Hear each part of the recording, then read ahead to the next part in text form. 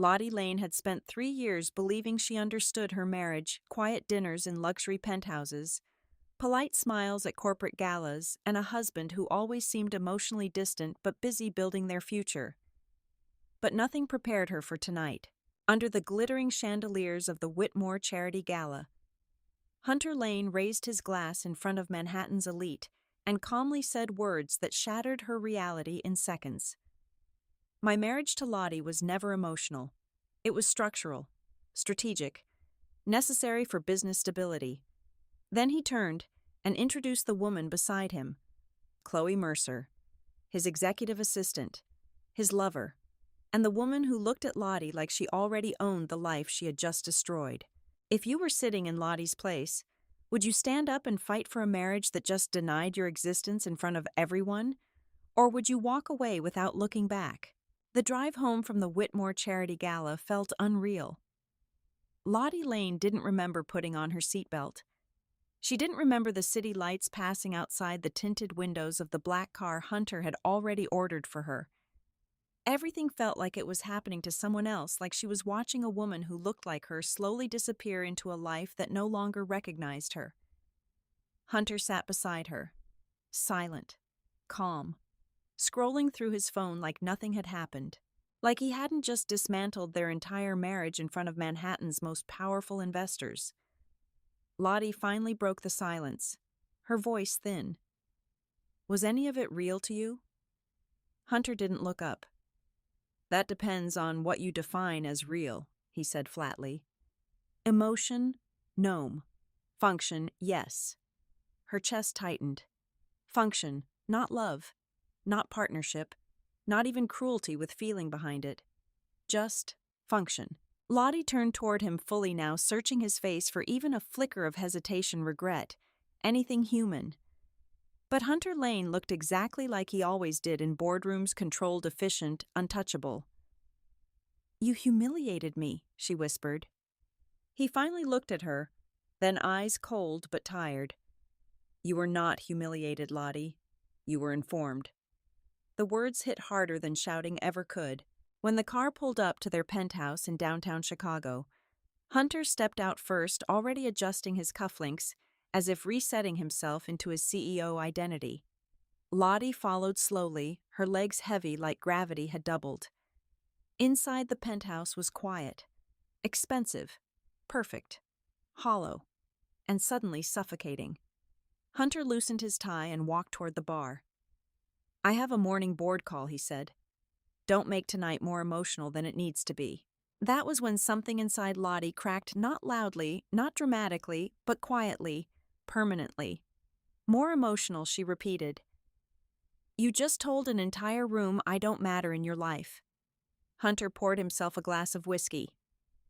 I said you matter, he corrected. Just not emotionally. Lottie laughed once sharp and disbelieving. That's supposed to make it better? He finally turned toward her fully. No, it's supposed to make it accurate. The silence that followed wasn't empty. It was heavy with years she was suddenly reinterpreting late nights alone, birthdays. He forgot dinners he attended, but never emotionally arrived to the feeling of being a guest in her own marriage. Lottie walked past him without another word and went straight to the home office. She didn't know what she was looking for, only that she needed something real, something that couldn't be rewritten by Hunter's corporate logic. The office smelled like leather and paper-expensive contracts, and decisions made without feeling. She opened drawers she had never touched before. Everything was organized too perfectly, like even chaos had been engineered out of existence. Then she found it. A locked folder inside the bottom drawer of Hunter's private cabinet. Her name was printed on it. Lottie Lane, Marital Structure Agreement. Her hands trembled as she opened it. Page after page of legal language unfolded in front of her, cold, precise, and terrifyingly intentional. But as she read further, the terms stopped feeling like a normal prenup.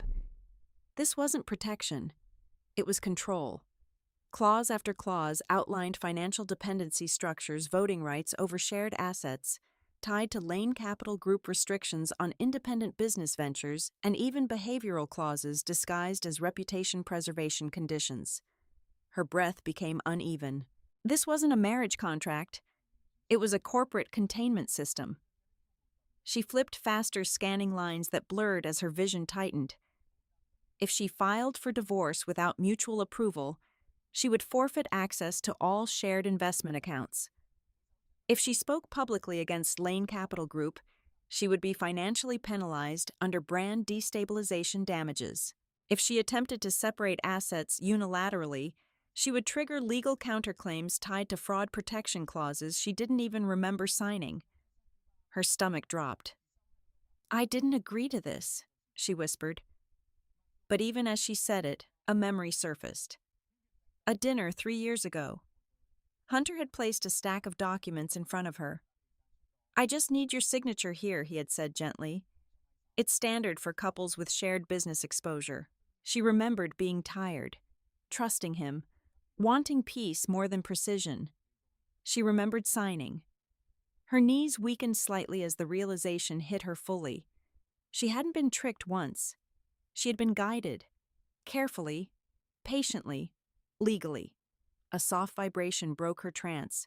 Her phone lit up. Unknown number. One message. "Now, do you understand why I warned you?"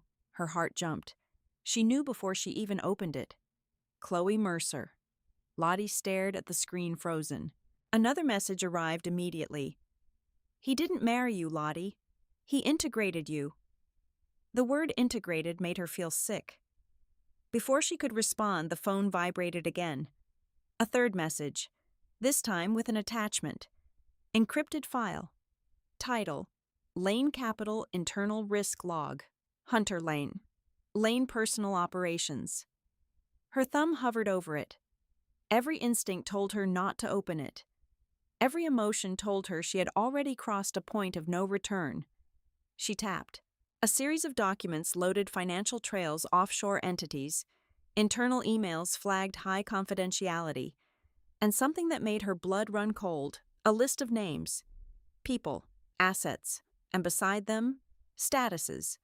Lottie Lane was listed there, not as a wife, not even as a partner, but under a category labeled Long-Term Stability Asset, Phase 2 Containment.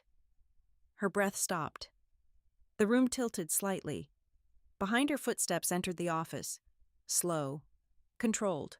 She didn't need to turn around to know who it was. Hunter's voice came quietly. "What are you doing in here?" Lottie didn't move, didn't breathe, didn't blink.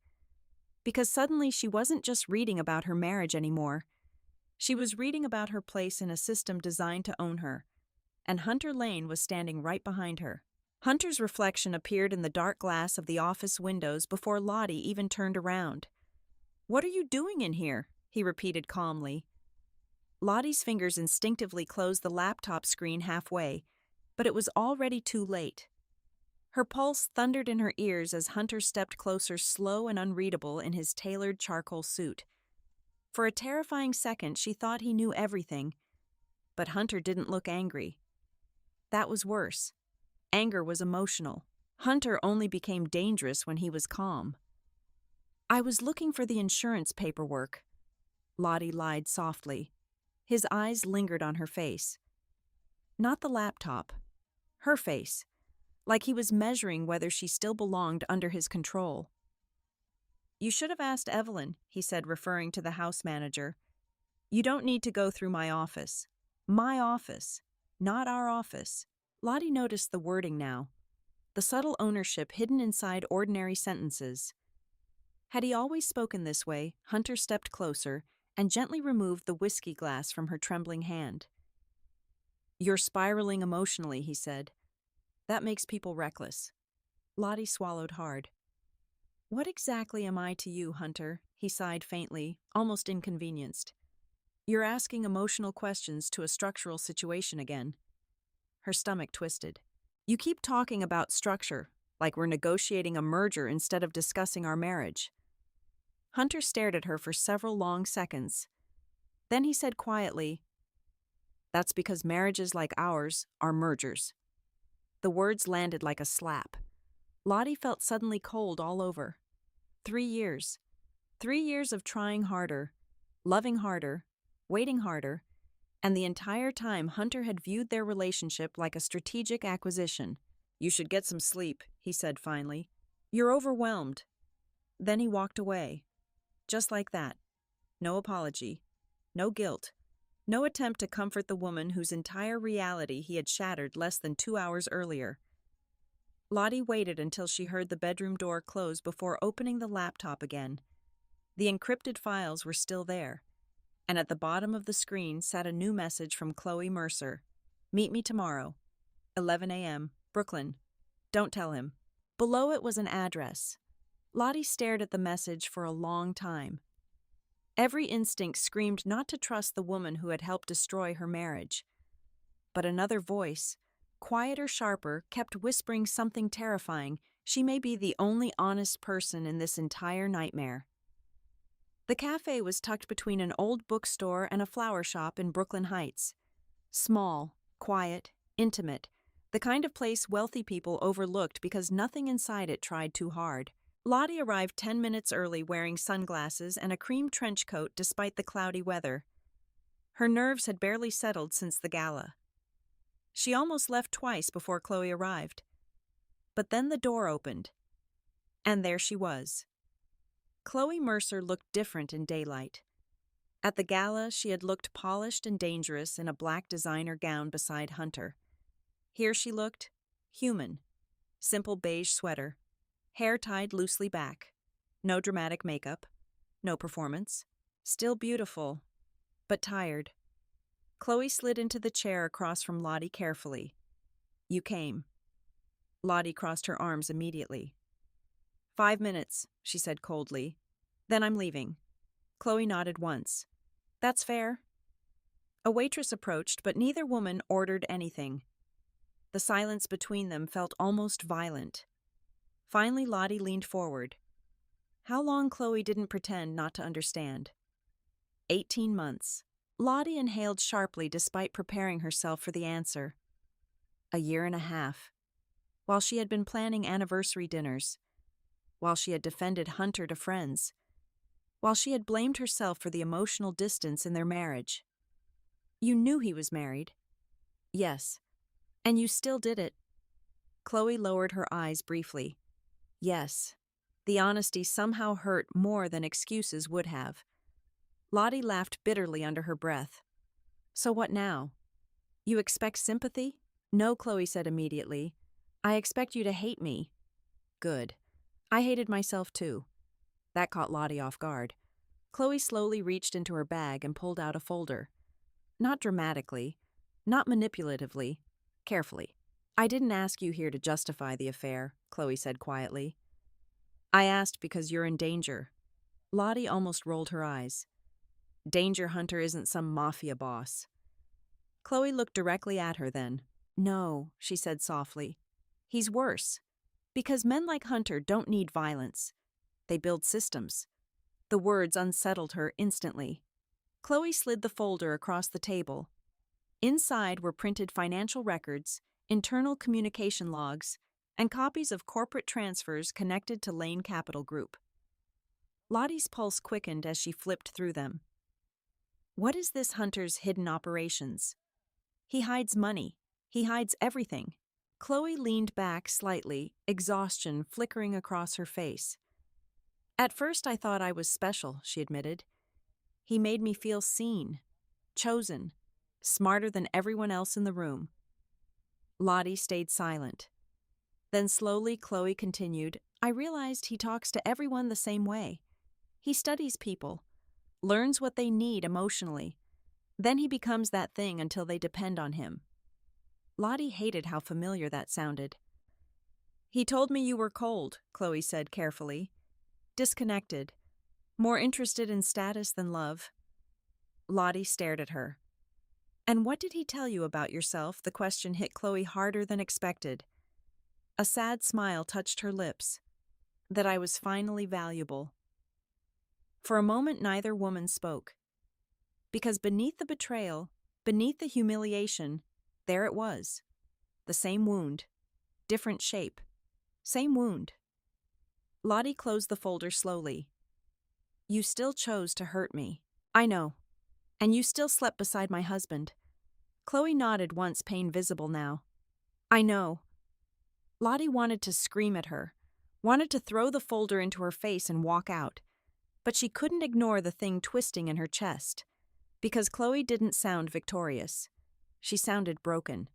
Why are you helping me now? Lottie asked quietly. Chloe hesitated for the first time. Then she answered honestly, because I realized something the night he humiliated you. Lottie waited. Chloe's voice lowered. He wasn't choosing me over you. Lottie frowned slightly. He was choosing himself over both of us. The cafe suddenly felt too small, too warm, too real. Chloe reached into her bag again and handed Lottie a flash drive. There's more on this. Offshore accounts, shell companies, internal risk reports. Lottie stared at it without touching it. Why give me this? Because once you see who Hunter really is, Chloe said softly, you'll understand neither of us was ever the exception. Lottie finally picked up the flash drive. Its cold metal surface felt strangely heavy in her palm. Then Chloe said the one thing Lottie wouldn't stop hearing long after she left the cafe. Do you want the truth, Lottie? She asked quietly. Or do you want revenge? Lottie didn't sleep, not even for a minute. She sat alone in the massive penthouse living room while Chicago's skyline glowed outside the floor-to-ceiling windows like a city that never cared who was breaking inside it. Hunter slept upstairs, or at least pretended to. That was the thing about Hunter Lane, he could compartmentalize anything.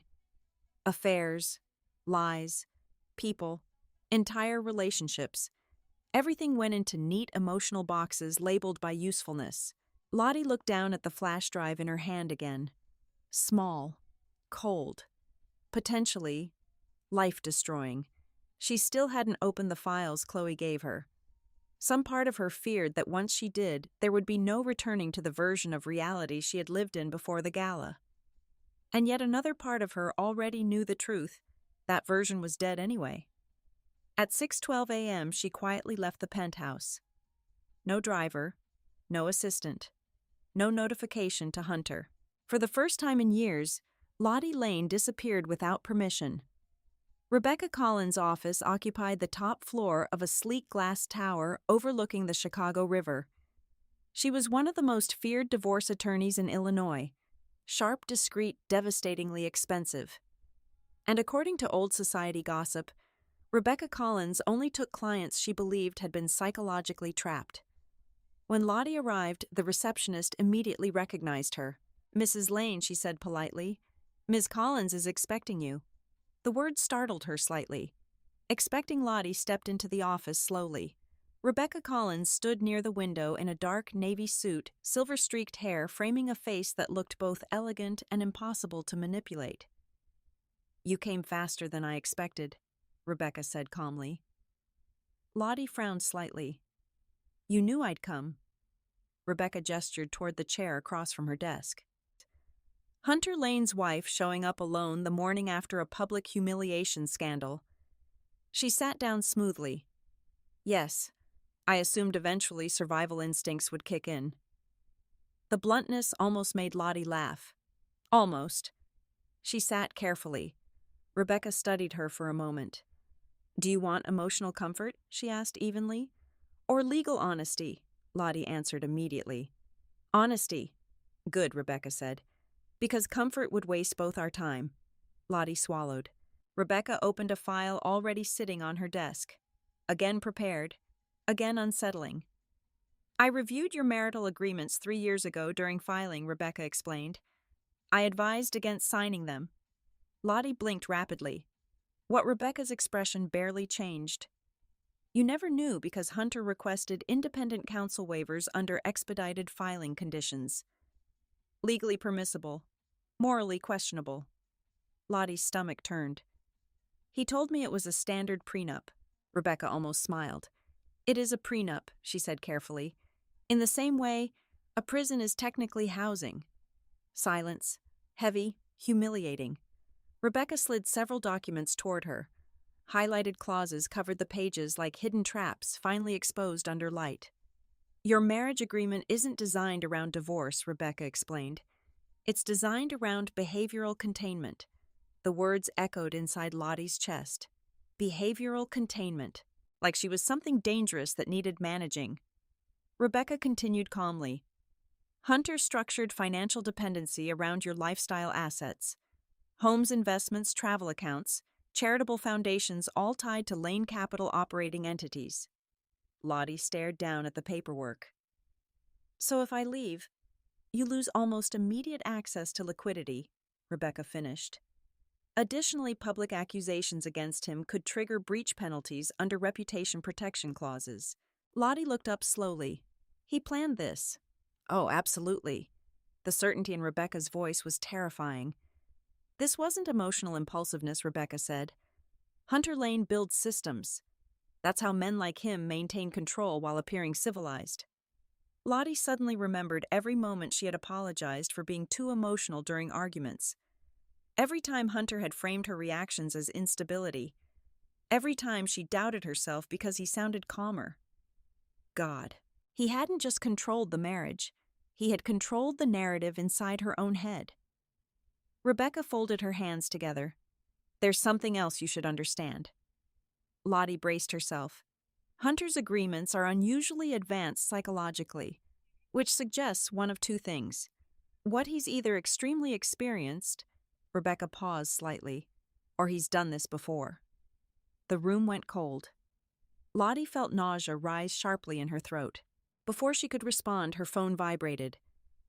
Unknown number again. Chloe. Did you meet the lawyer yet?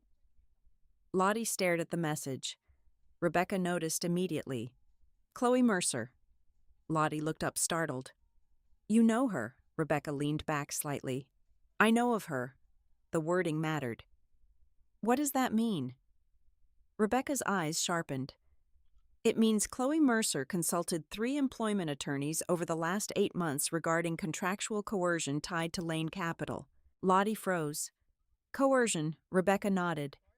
She never formally filed anything, which tells me she was either afraid, another pause, or strategically waiting. Lottie's mind raced. Everything kept rearranging itself, every certainty becoming unstable. She stood abruptly and walked toward the window, trying to breathe. Chicago stretched endlessly below her, busy, loud, and different. How bad is it? She asked quietly. Rebecca didn't soften the answer. Legally difficult. Lottie closed her eyes, and emotionally Rebecca's voice lowered slightly for the first time. That depends on whether you're willing to accept that the marriage you believed existed may never have existed at all.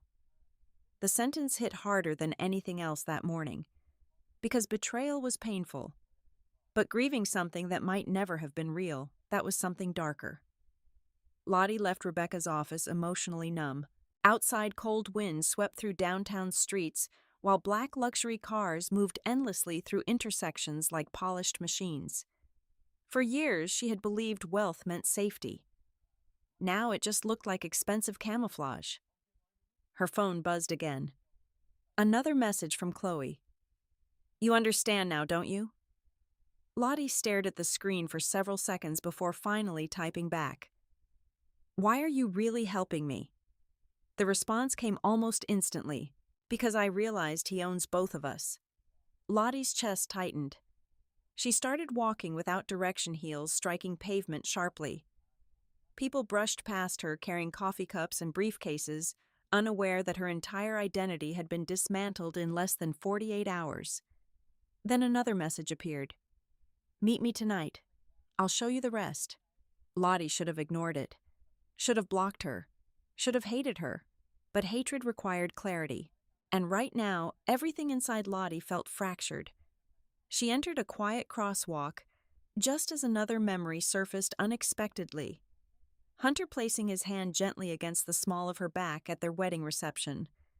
Hunter whispering, "You're safe with me." The memory hurt physically now, because she finally understood something horrifying. Hunter never wanted a wife. He wanted loyalty without resistance, love without independence. A beautiful woman positioned neatly inside a life he controlled completely. And somehow, Without realizing it, Lottie Lane had spent 3 years living inside a golden cage. At exactly 7:43 p.m. that night, another text arrived from Chloe Mercer. Only one sentence this time, but it changed everything. We're both trapped, Lottie. The only difference is, I realized it before you did. The rain started just before Lottie arrived. Thin at first, then relentless. By the time her driver dropped her outside the private rooftop lounge, Chloe had texted her. Chicago looked blurred behind sheets of silver rain and city light. Lottie almost turned around. Again. Every instinct still screamed that this was insane. Meeting the woman who had slept with her husband.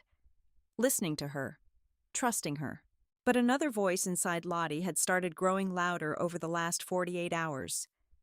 The voice that finally understood something dangerous. Hunter only stayed powerful because the women around him stayed divided. The rooftop restaurant was nearly empty due to the weather.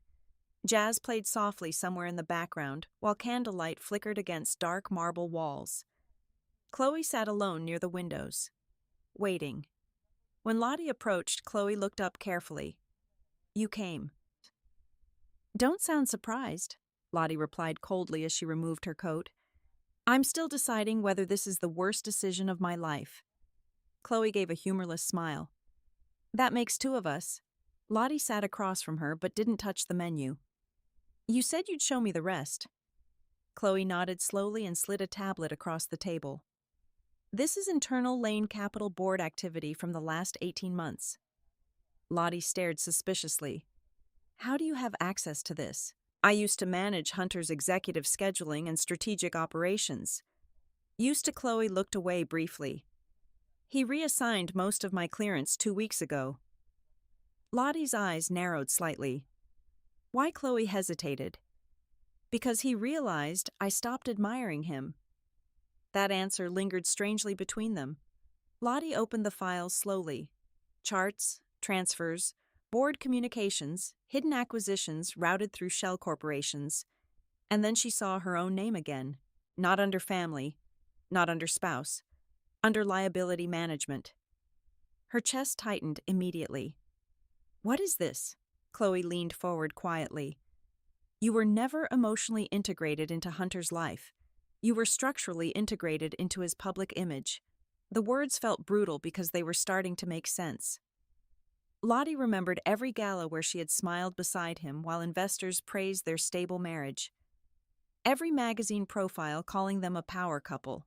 Every time Hunter insisted she attend events, even when he barely spoke to her afterward. She had thought he wanted partnership.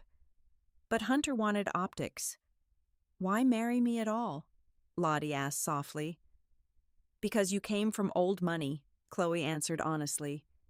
Your family reputation stabilized his early expansion projects. The truth physically hurt. Lottie leaned back slowly, suddenly nauseous. So what? She whispered.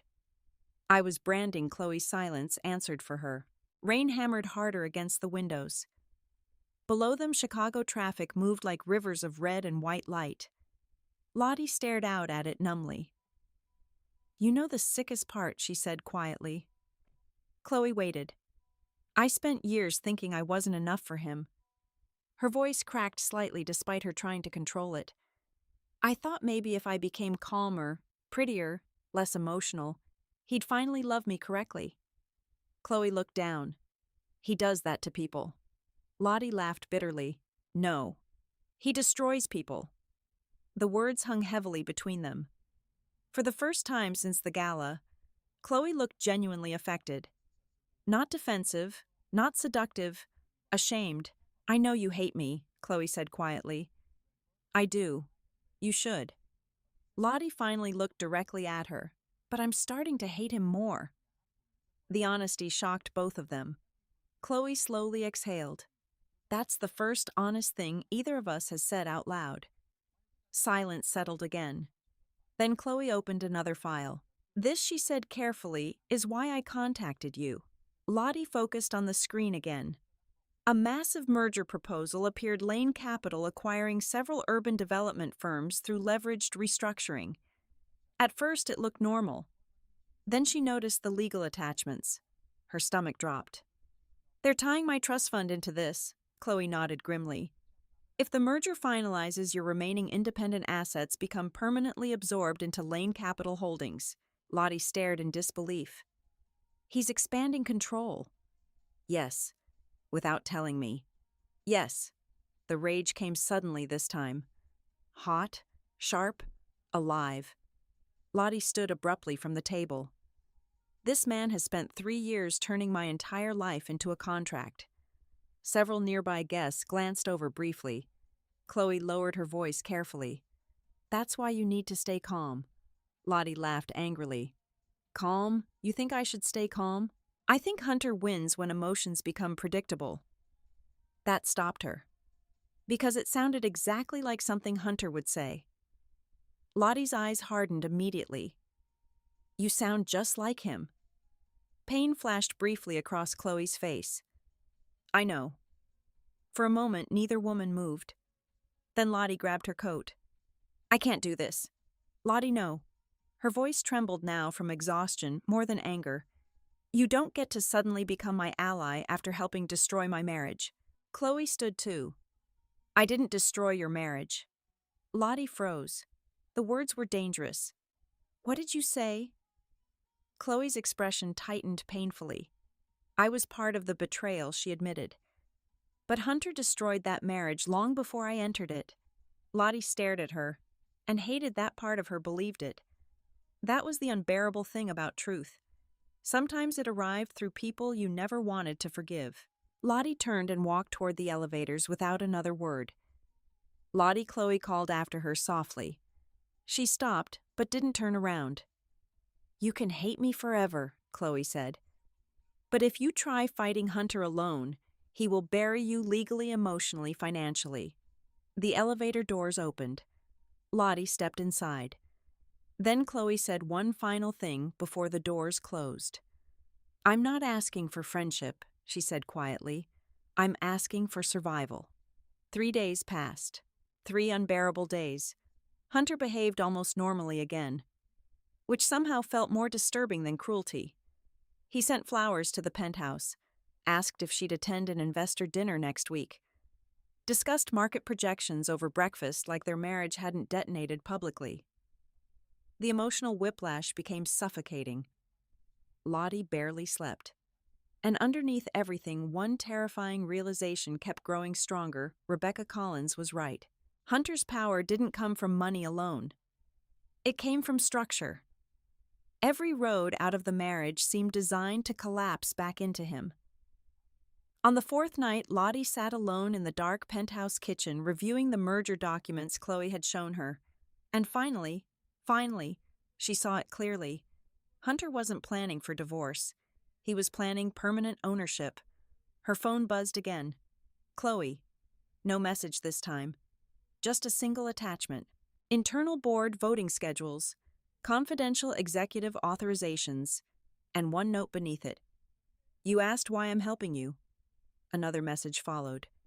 Because I know exactly what happens to women who try leaving Hunter Lane alone. Lottie stared at the words for a very long time. Then slowly, carefully, she typed back, if we do this, 3 dots appeared instantly. Lottie's pulse pounded. She finished typing. We do it my way. A long pause. Then Chloe responded with only one sentence. Welcome to the war, Lottie. Monday morning arrived like a performance neither Lottie nor Hunter acknowledged rehearsing. The Blacktown car stopped in front of Lane Capital Group headquarters at exactly 8:05 a.m. The towering glass building reflected Chicago's gray skyline like a monument built entirely from ambition and emotional emptiness. For years, Lottie had walked into this building as Hunter Lane's elegant wife. Today, she walked in as someone quietly preparing for war. The lobby buzzed with controlled corporate energy assistants, carrying tablets, executives discussing market security personnel scanning badges. Everything looked polished, efficient, artificial. Lottie suddenly wondered how many people inside this building were trapped behind expensive smiles just like she had been. Mrs. Lane. The receptionist immediately stood. You look beautiful this morning. Lottie forced a polite smile. Thank you, Amanda. The compliment almost made her laugh. Beautiful. That was always the role, wasn't it? Not powerful. Not informed. Not equal. Beautiful. As she stepped toward the elevators, she felt eyes following her subtly through the lobby. Sympathy mixed with curiosity. Everyone had heard about the gala. Wealthy corporate circles survived on polished gossip disguised as concern. The private elevator opened directly into the executive floor, and there he was. Hunter, standing near the conference room in a dark navy suit, speaking calmly with two board members like the last week hadn't happened. When his eyes found hers, his expression barely shifted. But Lottie noticed something now she never would have before. Calculation. Everything in Hunter's face was measured before it appeared. Lottie, he said smoothly once the others walked away. You're early. I work here too, she replied evenly. A flicker crossed his eyes. Tiny, almost invisible. Good. For the first time in years, she had answered without emotional apology. Hunter stepped closer. You left before I woke up. I had meetings. You've been having a lot of private meetings lately. There it was. Soft suspicion wrapped inside calm conversation. Lottie held his gaze carefully. You've been busy too. Silence. Hunter studied her face longer than usual, like he was trying to solve a problem he didn't yet understand. Finally, he nodded once. We'll talk tonight. Not, can we talk? Not, would you like to talk? A decision? A command disguised as civility. Lottie smiled politely. We'll see if I'm available. Another flicker. Slightly stronger this time. Then she walked past him, and for the first time in 3 years, Hunter Lane turned to watch her leave. Lottie's office overlooked the river from the 28th floor. Modern, elegant, impersonal, a decorative position. That realization became painfully obvious now that she understood the company structure better. Her title sounded impressive, Creative Community Development Director, but most major decisions had always bypassed her entirely. Hunter had never wanted her influential. He wanted her visible. Her phone vibrated discreetly. Chloe. Conference room B at 10:30. Hunter's discussing the Mercer Ridge acquisition. Lottie typed back carefully.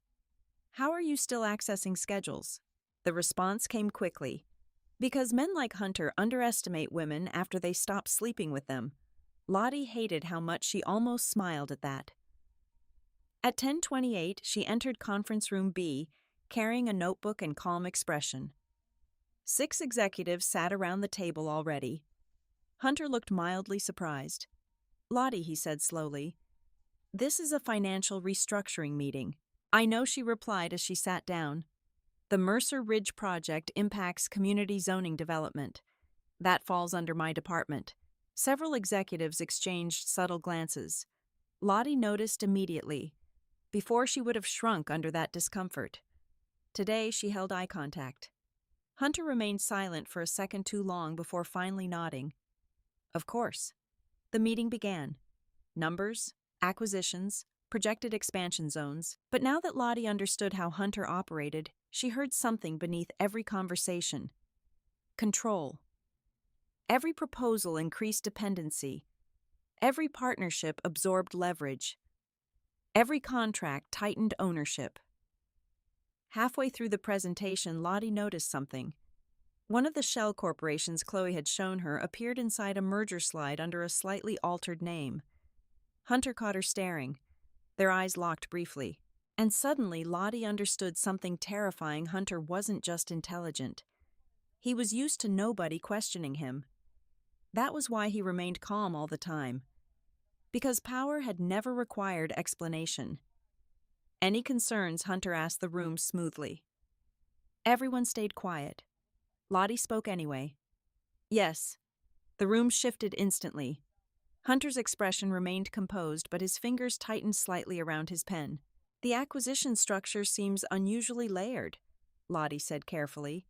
Why route development through secondary holding entities instead of direct integration? One executive looked down immediately.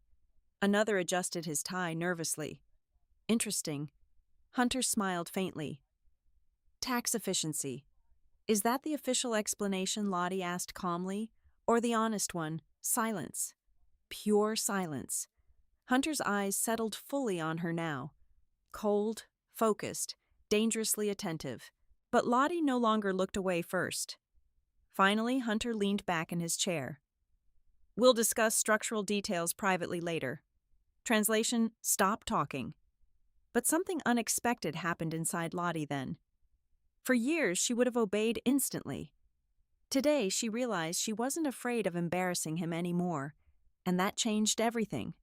That evening, Hunter insisted they attend a private investor dinner together. Another performance. Another stage. Lottie wore a sleek black dress and diamond earrings Hunter had gifted her 2 Christmases ago, after forgetting their anniversary entirely. Back then, she thought the necklace meant guilt. Now she understood it was management. At dinner, Hunter played the perfect husband again, hand lightly resting against her back, attentive smiles, subtle compliments. Investors adored them. The Lane marriage looked flawless from the outside. But under the table, Lottie's phone vibrated repeatedly. Chloe. He moved funds tonight. Another message. 3 offshore transfers. Then, he knows something changed. Lottie's stomach tightened. Across from her, Hunter laughed smoothly at another executive's joke before casually reaching for his wine. Composed, elegant. But now she saw it. The constant awareness in his eyes. The subtle monitoring. The way he watched reactions more than conversations. Hunter wasn't relaxed tonight. He was evaluating threats. And somehow, Lottie had become one. When the dinner finally ended, Hunter guided her toward the waiting car outside. Cold wind swept through the street. The city glowed around them. Then suddenly, Hunter stopped walking. Who are you talking to? Her pulse jumped instantly. What your phone, he said quietly. You've checked it 17 times tonight. The precision of the number sent ice through her veins. Hunter stepped closer slowly. You've been distracted lately. Lottie forced calm into her voice. Maybe public humiliation changes people. His jaw tightened faintly. Good. You're behaving differently, he said. Maybe I finally noticed things. The tension between them sharpened instantly. Hunter stared at her for several long seconds beneath the city lights. Then he leaned closer. Not affectionate. Threateningly intimate. I don't like surprises, Lottie. The words were soft, controlled, and far more terrifying than shouting. Because for the first time since the gala, Hunter Lane sounded uncertain, and uncertain men like him became dangerous. Lottie barely made it through the night. Hunter's words stayed inside her head long after they returned to the penthouse. I don't like surprises, Lottie. Not a threat spoken loudly. Something colder. A reminder that Hunter Lane believed he should always know everything happening inside his world. And for years, Lottie had been part of that world. Predictable, managed, safe. Now she was becoming unpredictable, which meant Hunter was starting to watch her differently. At 2:14 a.m., her phone vibrated softly against the nightstand. Chloe. I found the ledger. Lottie sat upright instantly. Another message arrived. Not digital copies. The real one. Her heartbeat quickened. She quietly slipped out of bed while Hunter slept beside her, calm and perfectly still in the darkness. Even asleep, he looked composed, untouchable. Lottie suddenly hated how long she had mistaken emotional emptiness for strength.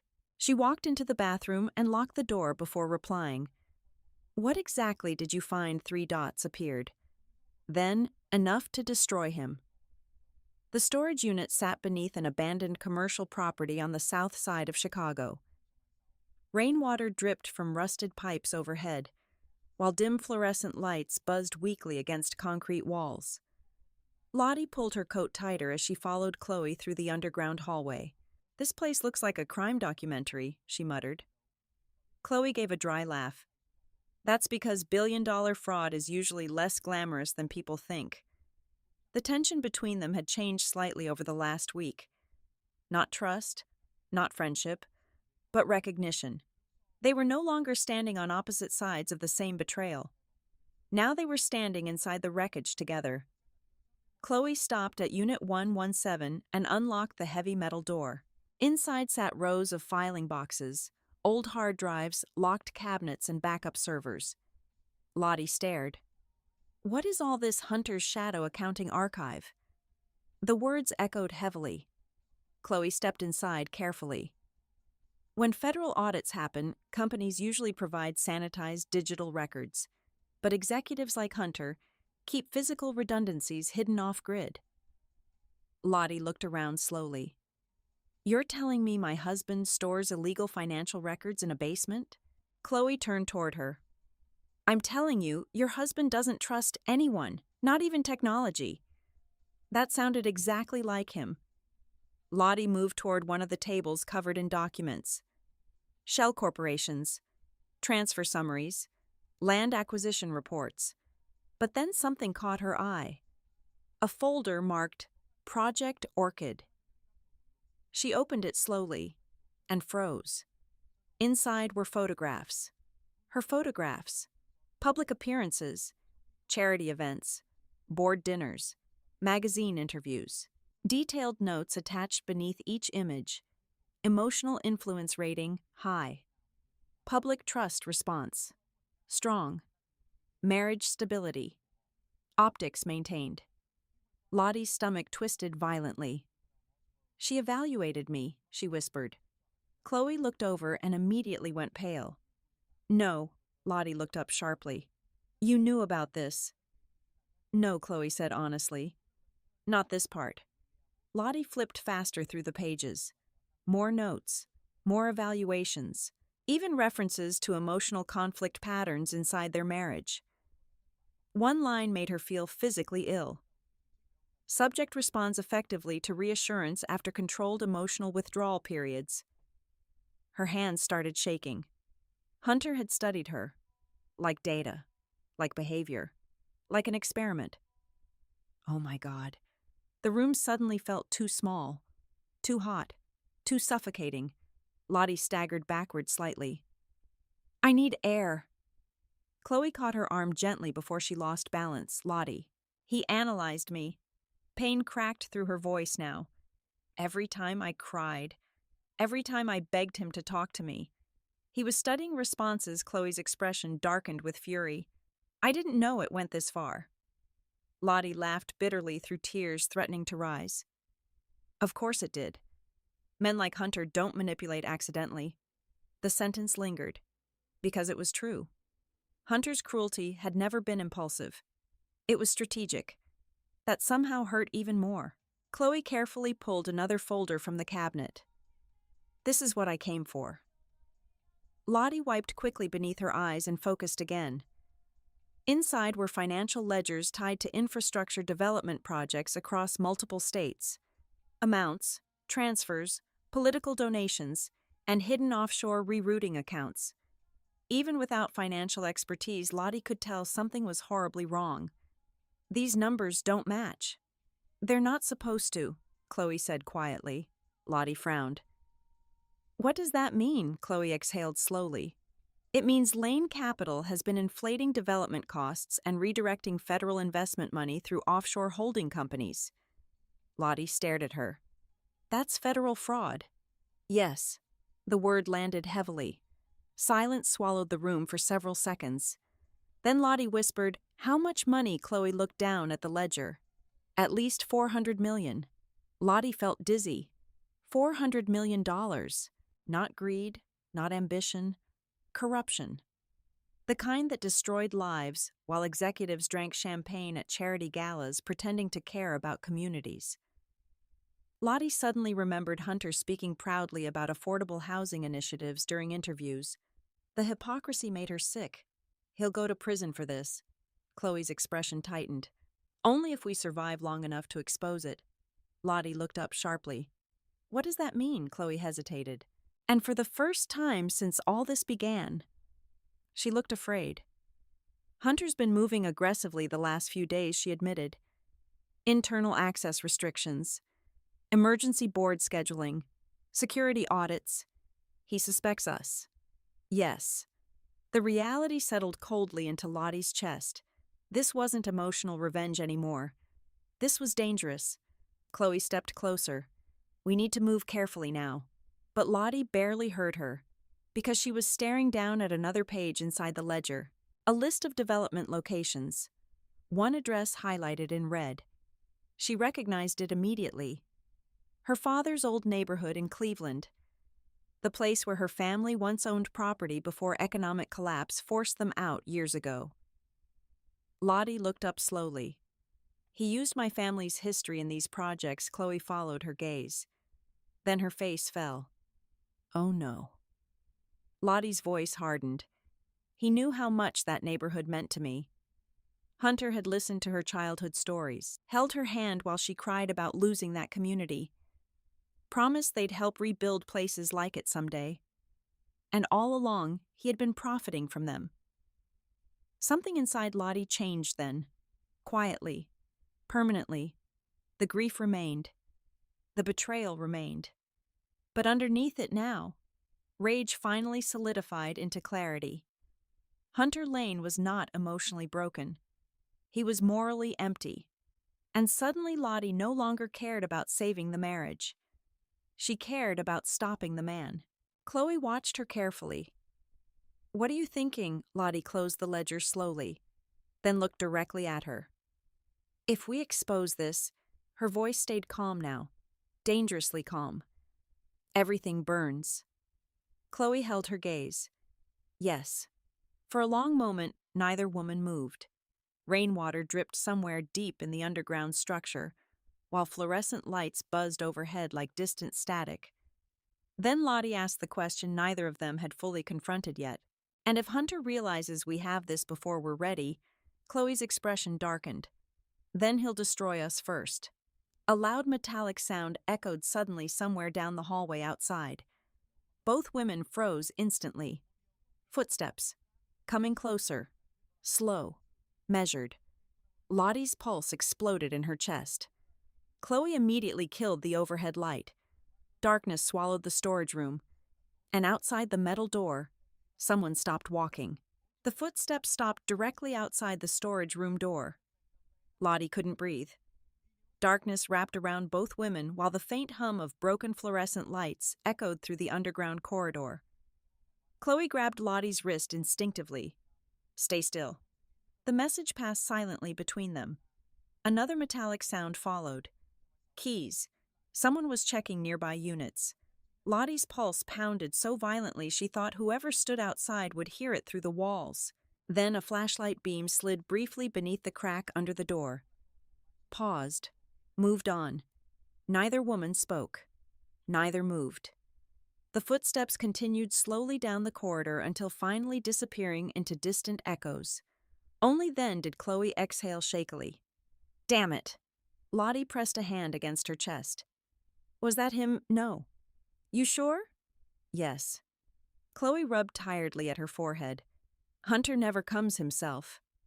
The answer chilled her more than she expected, because she knew exactly what Chloe meant. Men like Hunter didn't dirty their hands personally. They built systems. They sent people. Controlled outcomes from safe distances. Lottie suddenly felt exhausted in a way sleep could never fix. Chloe quietly turned the overhead light back on. The storage room looked different now. Not like hidden evidence anymore. Like danger. Real danger. We need to leave, Chloe said carefully. But Lottie wasn't listening. Her eyes stayed locked on the psychological evaluation file still sitting open across the table. Pages filled with notes about her behavior, her emotional patterns, her vulnerabilities. The woman Hunter had studied wasn't even recognizable to her anymore. She really broke me, Lottie whispered. Chloe looked up immediately. No. Lottie laughed softly. A painful sound. Yes, he did. Her voice trembled now despite every attempt to hold herself together. I spent years apologizing for wanting basic affection. She looked down at the papers again. And all this time, her throat tightened. He was documenting me like a research project. Chloe's expression softened with something deeper than sympathy. Recognition. Lottie suddenly sat down hard in the metal chair beside the table. The adrenaline crash hit all at once. Her body started shaking uncontrollably. Not fear anymore. Grief. Pure grief. Because betrayal didn't just destroy relationships, it destroyed memory. Now every anniversary felt fake, every kiss questionable, every I love you contaminated by calculation. Chloe slowly sat beside her. Not too close. Careful. Like approaching a wounded animal. You know what the worst part is? Lottie asked quietly. Chloe stayed silent. I would have forgiven him. The confession shattered something in the room. Lottie stared ahead blankly while tears finally slipped down her face. If he had just admitted he stopped loving me, she whispered, I think I still would have tried fixing it. Chloe closed her eyes briefly. But this? Lottie gestured toward the files helplessly. This isn't a failed marriage. This is psychological imprisonment. The words echoed heavily. And suddenly Chloe looked like she might cry too. I know. Lottie turned sharply toward her. No, she said bitterly. You don't. Yes, Chloe said immediately. Something in her voice changed. Cracked. Real. She reached into her bag slowly and removed a folded piece of paper. Old. Wrinkled from being opened too many times. What's that? Lottie asked. Chloe handed it over quietly. It was an apartment lease.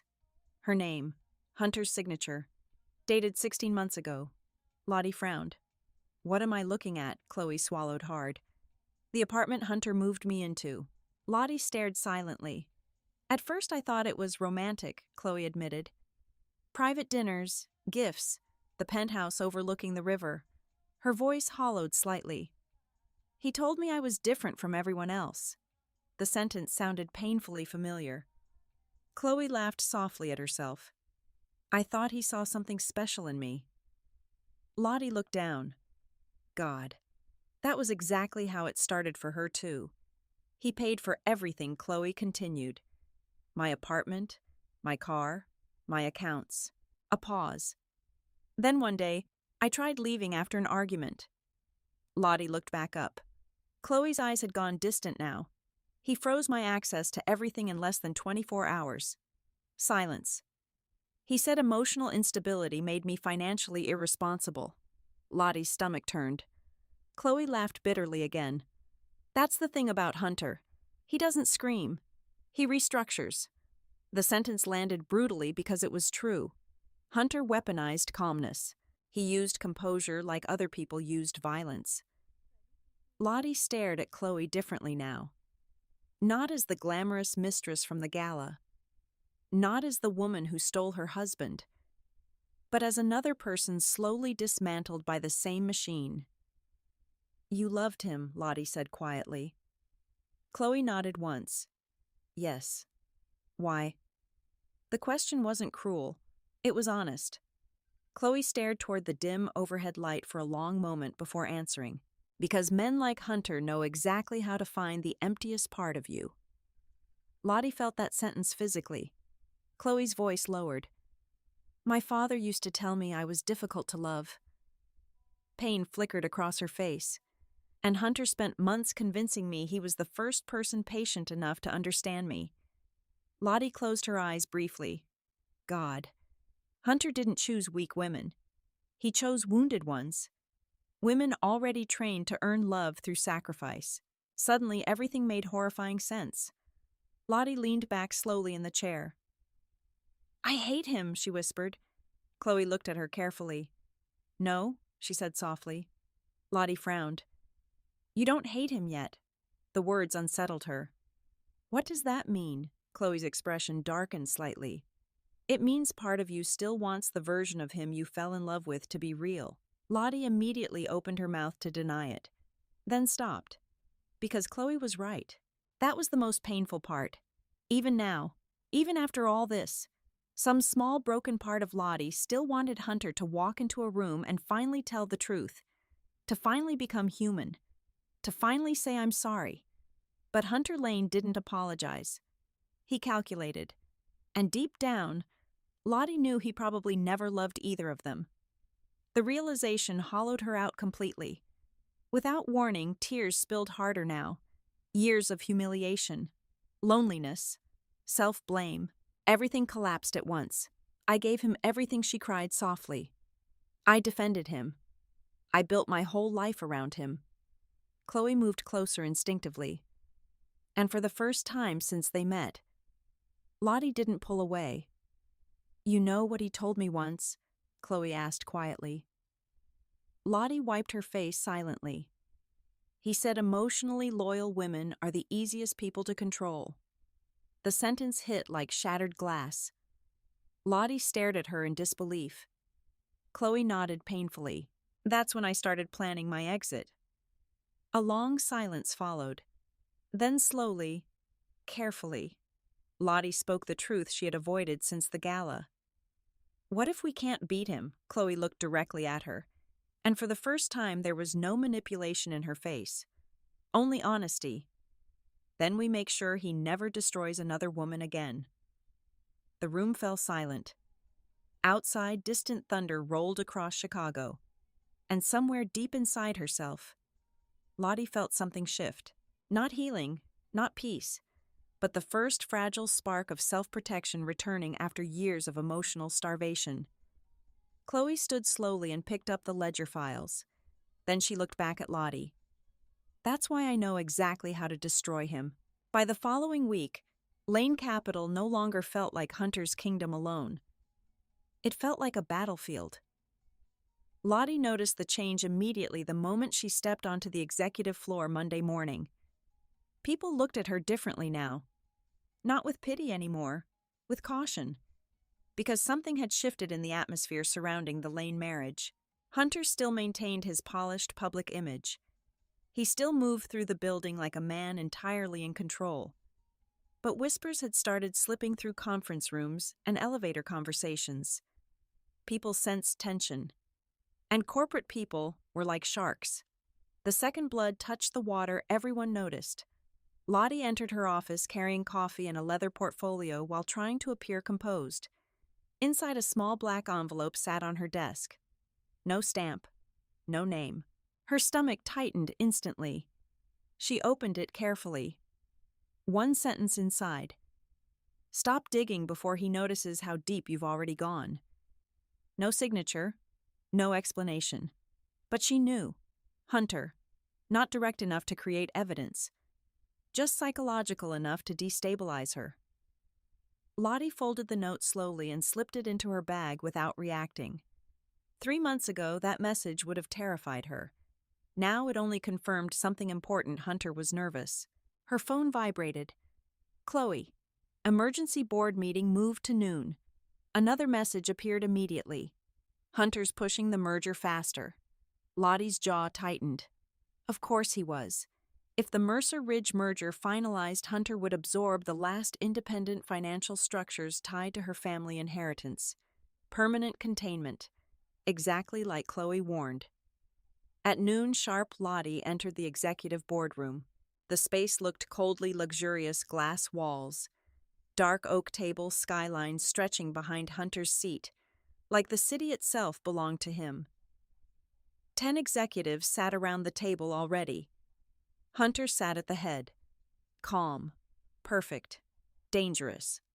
When Lottie entered, his eyes lifted slowly toward her. That unreadable expression again, like he was constantly recalculating probabilities. Lottie, he said smoothly, I wasn't aware you'd be attending.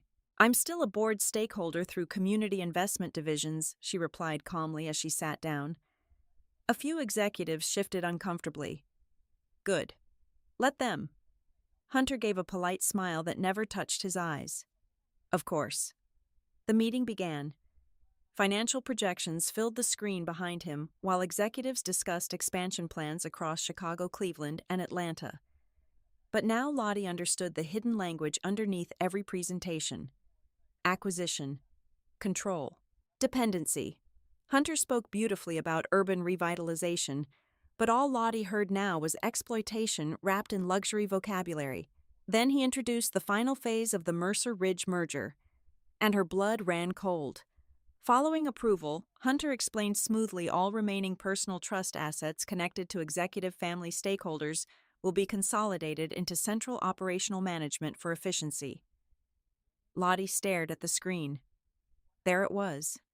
Not hidden anymore. He was doing it publicly now because he assumed nobody would challenge him. One executive raised a hand carefully. "Will Mrs. Lane's family holdings be affected?" Hunter answered without hesitation. "Temporarily restructured for optimization." Not even looking at her, like her inheritance was just another corporate tool. Something inside Lottie hardened instantly. She spoke before fear could stop her. "Optimization for who silence?" The room froze. Hunter finally turned toward her slowly. "For the company." Lottie held his gaze. "No," she said evenly. "For you." The tension sharpened immediately. One board member quietly cleared his throat. Another avoided eye contact entirely. Nobody interrupted. Nobody defended her either. Cowards. Hunter folded his hands together calmly. "You're being emotional."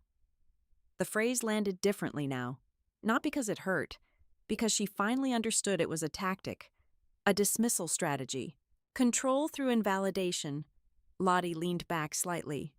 "No," she replied quietly. "I'm being observant." That got his attention. A visible pause. Tiny, but real. Hunter smiled faintly. "You've changed recently." "Yes," she said. Another silence stretched between them. Then Hunter clicked the presentation remote again. The next slide appeared, and Lottie's stomach dropped. Updated corporate restructuring. Her title had changed. Community Development Director to Advisory Liaison Consultant. Reduced voting access. Reduced authority. Reduced financial visibility. Hunter continued presenting like nothing happened. But Lottie barely heard him anymore. Because this wasn't restructuring, it was punishment. He was quietly stripping her influence in real time. Under the table, her phone vibrated once. "Chloe, he's locking you out." Lottie already knew. The terrifying part. Hunter was doing it elegantly enough that nobody in the room would call it abuse. Just business. That was what made men like him so dangerous. Everything looked reasonable from the outside. After the meeting ended, executives filed out awkwardly while avoiding direct eye contact with either of them. Hunter remained seated, waiting. Lottie stood slowly and gathered her files. "Stay," he said calmly. Not loudly, but not optional either. The boardroom doors closed behind the others. Now it was just the two of them. Hunter loosened his cufflinks slightly while watching her carefully. "You embarrassed me today." Lottie almost laughed. "You publicly replaced me with your mistress at a gala." "That was personal," he replied evenly. "This is business." The sentence stunned her. The sheer emotional emptiness of it. "No," Lottie said quietly. "For you, everything is business." Hunter stood slowly now. "You're becoming reckless. And you're becoming desperate." That finally hit something. His jaw tightened faintly. "Be careful, Lottie." "There it is again," she whispered. "What?" "The warnings. The little threats disguised as concern." Hunter walked toward her carefully. "You think you understand me now because you've read a few documents?" Lottie stared directly into his eyes. "No," she said softly. "I understand you because I finally stopped blaming myself for your cruelty. For the first time since the gala." Hunter looked genuinely angry. Not explosive, not loud. Colder. More dangerous. "You've been speaking to Chloe." Not a question. Lottie's pulse jumped, but she kept her face controlled. "You already know the answer." Hunter exhaled slowly through his nose. "She's unstable." Lottie almost smiled. That's what manipulative men always say about women they can't control anymore. The silence afterward felt lethal. Hunter stepped closer until only inches separated them. "You have no idea what you're involving yourself in." Lottie's heart pounded hard enough to hurt. But she didn't step back. Not this time. "Neither do you," she said quietly. Their eyes locked, power shifting invisibly between them. Then Hunter did something unexpected. He smiled. Small. Terrifying. "You know what your problem is, Lottie?" She waited silently. You still think morality matters in rooms built on money. The words crawled beneath her skin. Because deep down, she feared he might be right. Hunter stepped around her toward the boardroom exit, then paused beside the door. One last thing, he said calmly. Lottie looked over. The merger finalizes in 3 weeks. A deliberate reminder. A countdown. Then he left, leaving Lottie alone inside the massive glass boardroom while Chicago stretched endlessly beyond the windows. Her phone vibrated again. Chloe. What happened? Lottie stared out at the skyline for several long seconds before finally typing back. He's preparing for war. 3 dots appeared immediately. Then Chloe responded, good. A pause. Then one final message appeared. Because so are we. Chloe Mercer disappeared for 48 hours. No messages. No calls. Nothing. At first, Lottie told herself not to panic. Chloe was careful. Strategic. She probably went dark intentionally after the board meeting. But by the second night, anxiety had started eating through every layer of logic. Because Hunter had changed too. Subtly. Dangerously. The penthouse felt colder now, not emotionally, but operationally. Hunter took more private calls behind closed doors. Security downstairs had doubled. Unknown executives were suddenly entering Lane Capital after midnight meetings. And worst of all, Hunter had stopped pretending things were normal. No more polite performances over breakfast. No more corporate husband mask. Now he simply watched her. Constantly. Like a chess player studying movement before deciding which piece to remove. Lottie stood in the kitchen late Wednesday night staring at her silent phone while rain tapped softly against the windows. Where are you? Nothing. She texted again. Still nothing. Her chest tightened painfully. Because against every instinct she had started depending on Chloe. Not emotionally, but strategically. And now the silence felt dangerous. You're distracted again. Hunter's voice behind her nearly made her jump. He stood near the hallway entrance wearing dark gray sweatpants and a black cashmere sweater, one hand casually resting in his pocket. Relaxed. Controlled. Lottie locked her phone immediately. Couldn't sleep. Hunter walked toward the bar and poured himself water. You've barely slept all week. Neither have you, she thought. But she stayed quiet. Hunter leaned lightly against the counter. I heard from legal today. Her stomach tightened. Oh, they're preparing revised post-merger structures. Lottie forced herself to stay calm. Congratulations. Hunter studied her carefully. You're not asking questions. Would you answer honestly? A faint smile touched his mouth. There's the bitterness again. Lottie laughed softly under her breath. You publicly humiliated me and financially trapped me. What exactly did you expect? Gratitude. Hunter remained calm. I expected intelligence. That hit harder than shouting, because he always knew exactly where to place the knife emotionally. Lottie turned toward him slowly. You know something funny? She said quietly. I used to think your calmness meant maturity. Hunter raised an eyebrow slightly. And now I think it's just emptiness. The room went still. For the first time, the words visibly affected him. Not emotionally wounded, but irritated, like she had disrupted the image he preferred reflected back at himself. Hunter took a slow sip of water. You've been talking to someone. Not a question. Lottie kept her face neutral. You keep saying that, because it's obvious. His eyes drifted briefly toward her phone. She's making you emotional. Lottie nearly snapped at the hypocrisy. Instead, she answered carefully. No, she's making me aware. Something dark flickered across his expression. Hunter stepped closer. Chloe Mercer is manipulative. The irony almost made her sick. She's unstable, reactive, desperate. Lottie crossed her arms. And yet you spent 18 months sleeping with her. Silence. A dangerous one. Hunter's jaw tightened faintly. She became emotionally attached. Human women usually do when you pretend to love them. That landed. Hard. Hunter looked at her differently now. More cautious. Like he was realizing the version of Lottie he controlled no longer existed. Finally, he said quietly, "You should stop communicating with her." Lottie held his gaze. Or what? The question hung heavily between them.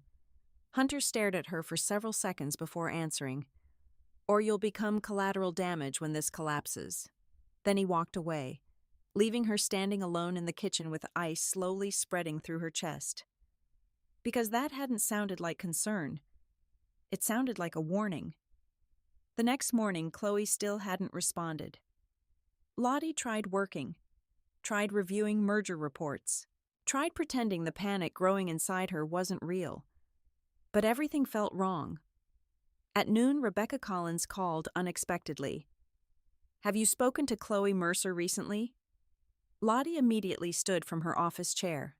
"No." "Why?" A pause. Then Rebecca answered carefully. "Because someone filed a confidential internal complaint against Lane Capital yesterday." Lottie's pulse exploded. "What?" "The filing disappeared within 2 hours." Fear crawled sharply down her spine. "You think it was Chloe?" "I think someone attempted something risky."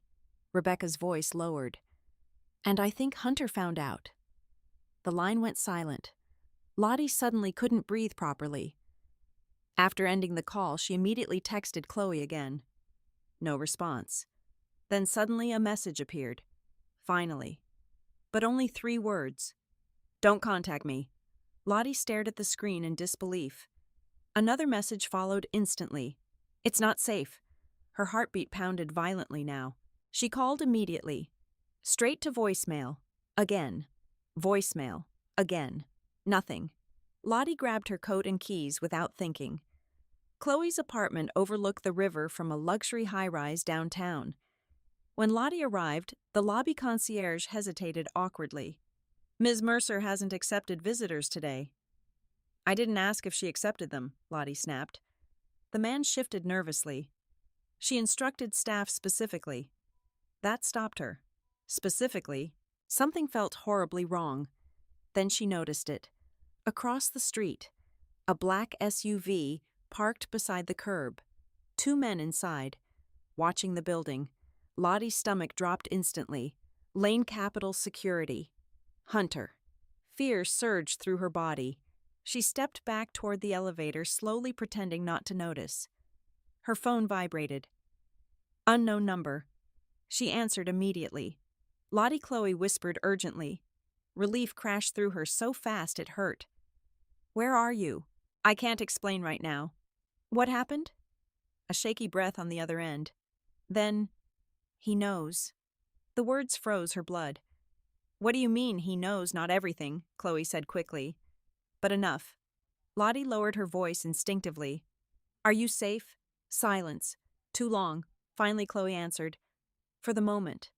Panic sharpened inside her chest. "Chloe, what did you do?" Another pause. Then quietly, "I met with him." Everything inside Lottie stopped. "What?" "I had to." Rage exploded instantly. "You had to meet my husband behind my back. Listen to me." "No," Lottie hissed. "Were you playing both sides this entire time?" "Lottie, please." "You disappear for 2 days and suddenly Hunter knows we're moving against him." Her voice cracked with betrayal. God. She had trusted her. Against every instinct.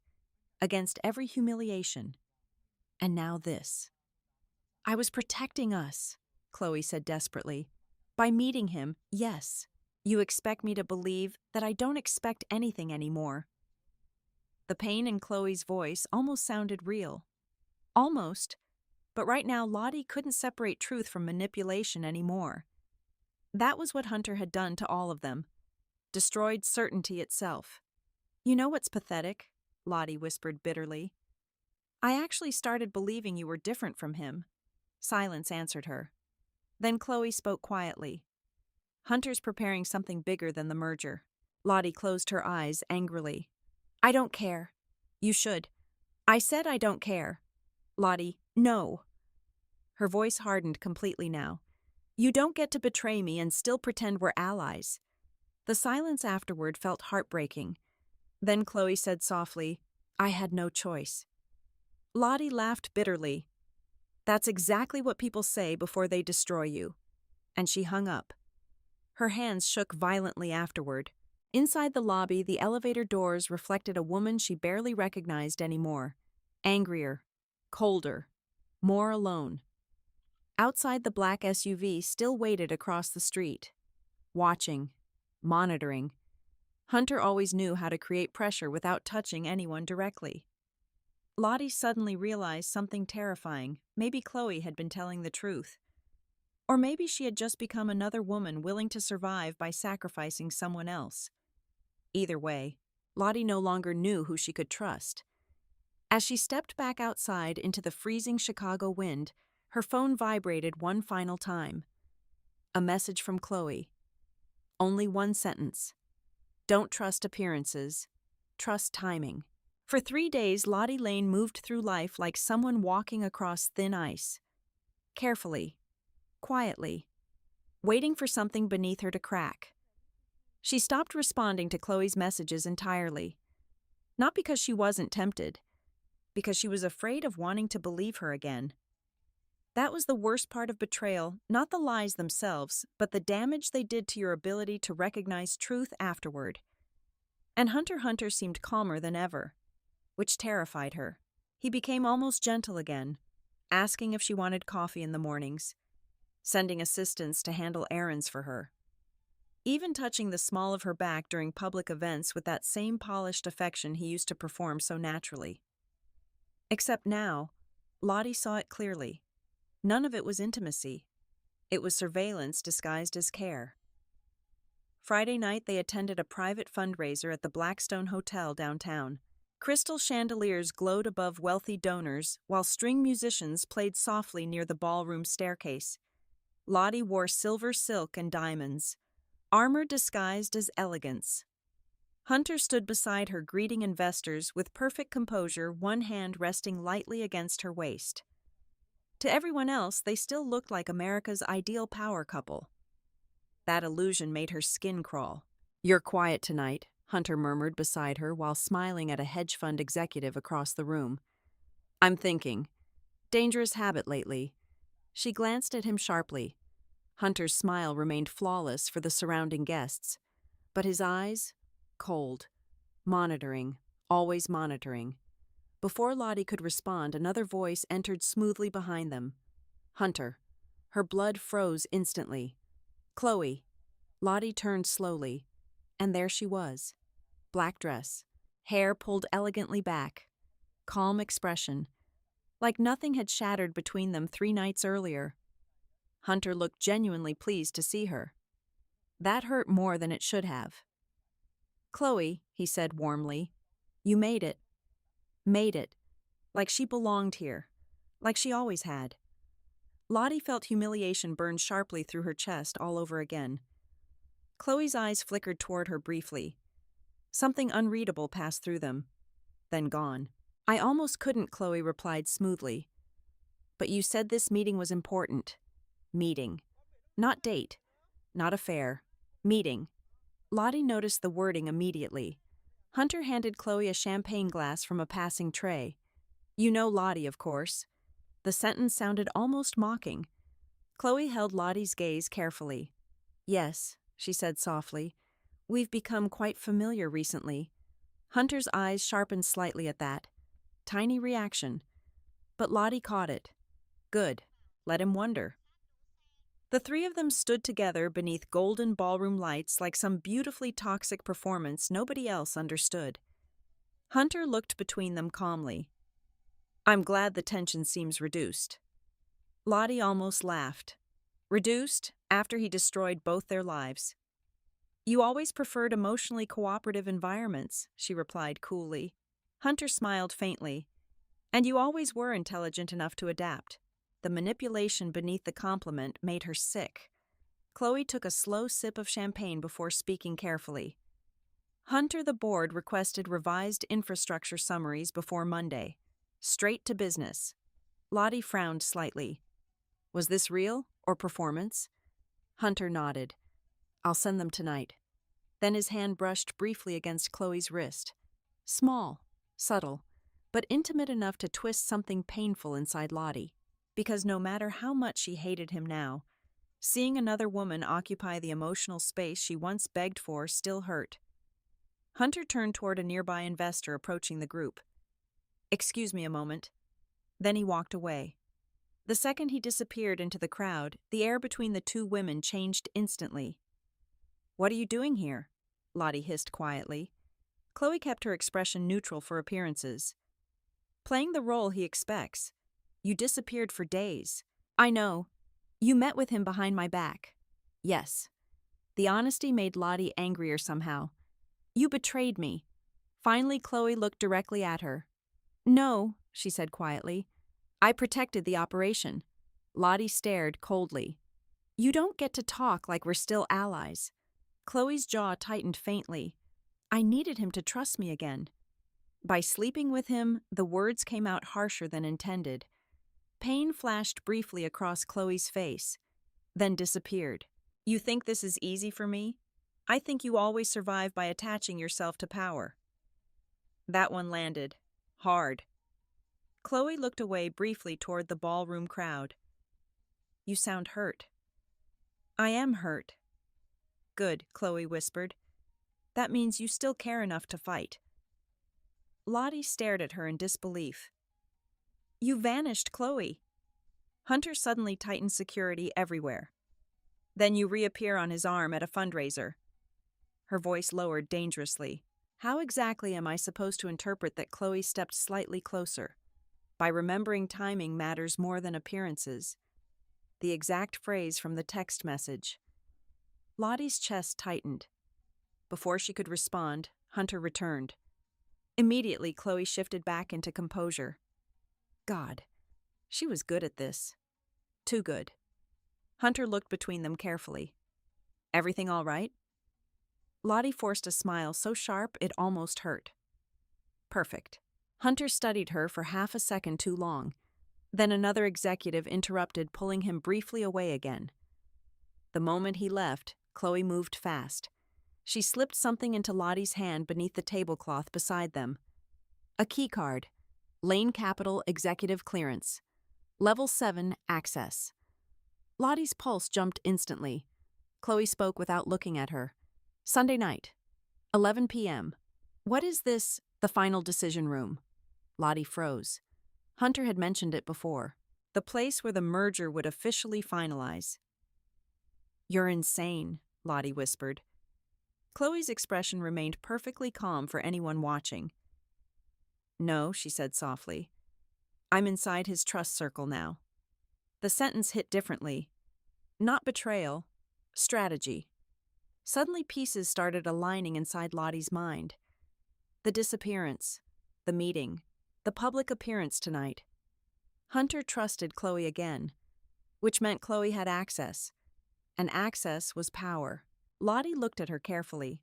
"You're playing him." "Yes." "Does he suspect?" Chloe finally hesitated. "A little." Fear crawled through Lottie instantly. "Then this is dangerous." Chloe almost smiled sadly. "It stopped being safe weeks ago." Across the ballroom, Hunter laughed smoothly with investors beneath golden light, while waiters moved elegantly through the crowd carrying champagne. The entire room looked beautiful, expensive, civilized. And underneath it all sat corruption, manipulation, psychological warfare, and emotional destruction hidden beneath designer suits. Lottie suddenly understood something terrifying. Hunter built his empire the same way he built relationships. Through perception. And if perception controlled power, then maybe the only way to destroy him was from inside the illusion itself. Hunter began walking back toward them again. Chloe stepped away immediately, professional distance restored. But before she turned fully, she whispered one final sentence. "So listen carefully, Lottie." Lottie held her breath. Chloe's eyes locked onto hers. "I'm inside his final plan now." Then Hunter returned to Chloe's side, smiling calmly. And for the first time since this nightmare began, Lottie realized Hunter Lane might not actually be the smartest person in the room anymore. Sunday night arrived with freezing rain and a silence so heavy it felt prophetic. Lottie sat alone in her office at Lane Capital, staring at the Level 7 access card. Chloe had slipped into her hand 2 nights earlier. Her pulse hadn't settled since. Everything was accelerating now. Too fast. Too dangerous. One wrong move, and Hunter wouldn't just destroy their plan. He would destroy them. At exactly 10:47 p.m., her office lights flickered once. Then her phone vibrated. Chloe. Now. Lottie stood immediately. The executive floor was nearly empty at this hour. Only distant security patrols moved through the building while Chicago glowed coldly outside the glass walls. For years, this building represented status. Now it felt like a beautifully designed prison. She moved carefully toward the restricted elevator at the far end of the floor. Level 7 access required biometric clearance and executive authorization, the kind Hunter reserved for only his most trusted inner circle. Or so he thought. Lottie slid the keycard through the scanner. A soft green light blinked. Access granted. Her breath caught. The elevator doors opened silently. As they descended below the main executive levels, the numbers disappeared entirely from the display panel. No floor indicators. No directories. Off-grid. Of course, Hunter built secret operational rooms beneath his company. The doors finally opened into darkness. Then motion-sensitive lights illuminated slowly one section at a time. Lottie stepped out carefully. The underground executive archive stretched wider than she expected. Private conference spaces, secure servers, locked file rooms, financial terminals.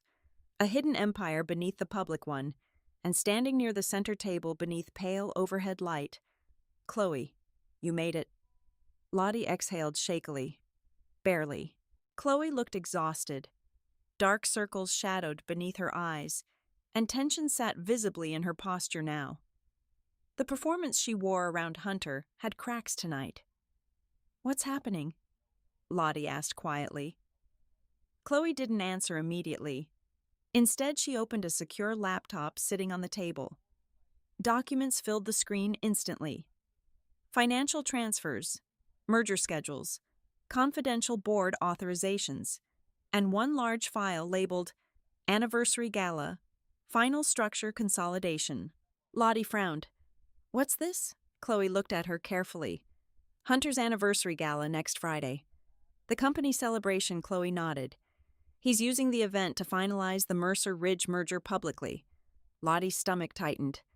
The gala was massive every year.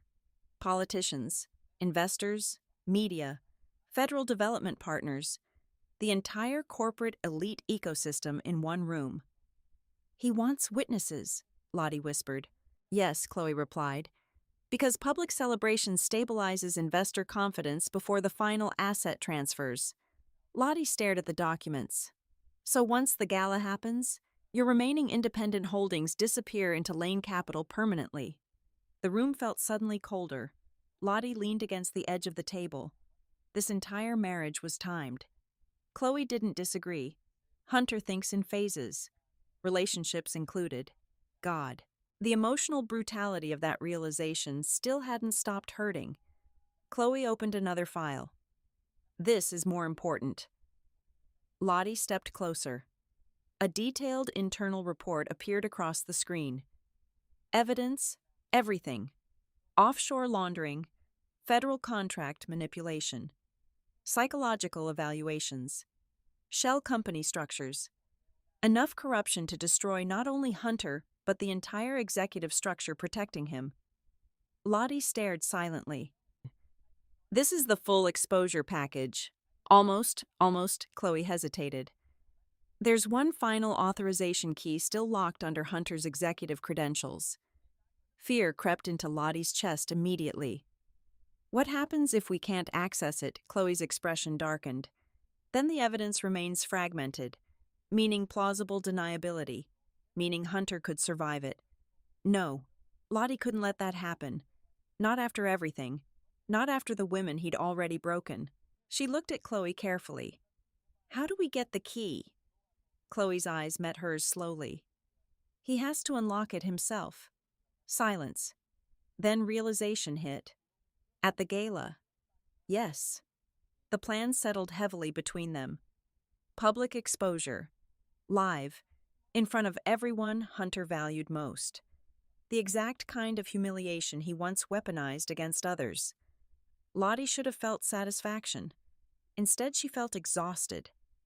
Because revenge fantasies never showed this part.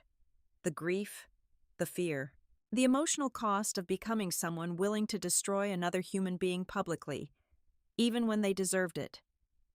"Do you ever think about walking away?" she asked quietly. Chloe looked surprised by the question.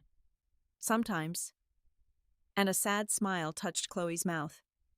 "Then I remember how many women like us stay silent because men like him make survival feel selfish." Lottie looked down. That sentence hurt because it was true. Hunter didn't just manipulate individuals. He manipulated shame. The shame of seeming emotional, difficult, unstable, vindictive. He depended on women protecting their dignity more than exposing his cruelty. Not anymore. Suddenly footsteps echoed faintly somewhere above them. Both women froze instinctively. Chloe checked the hallway quickly before relaxing slightly. "Security rotation." Lottie exhaled slowly. "How long have you been doing this?" she asked quietly. Chloe looked confused. "Planning against him." A pause. Then, "The night he told me you'd never leave because women like you prefer comfort over truth." Rage flashed instantly through Lottie's chest. "He said that." Chloe nodded. "He thought your loyalty made you weak." The sentence changed something inside her permanently. Because all this time, Hunter had mistaken kindness for submission. Lottie stared out toward the dim underground hallway. "No," she whispered softly. "It made me patient." Chloe watched her carefully, then slowly smiled. "That's exactly why he underestimated you." The words settled deeply. For the first time in weeks, Lottie felt something unfamiliar returning beneath the grief. Not happiness, not peace. Power, quiet power. The kind built slowly after surviving emotional destruction. Chloe closed the laptop carefully. "So now we decide." Lottie looked up. "Decide what?" "Whether we actually do this?" The weight of the question filled the room. Because once the gala started, there would be no reversing anything. Hunter's empire would collapse publicly. Federal investigations would begin. Media would tear everything apart. And Lottie herself, she would become part of the scandal forever. A woman publicly betrayed, then publicly retaliating.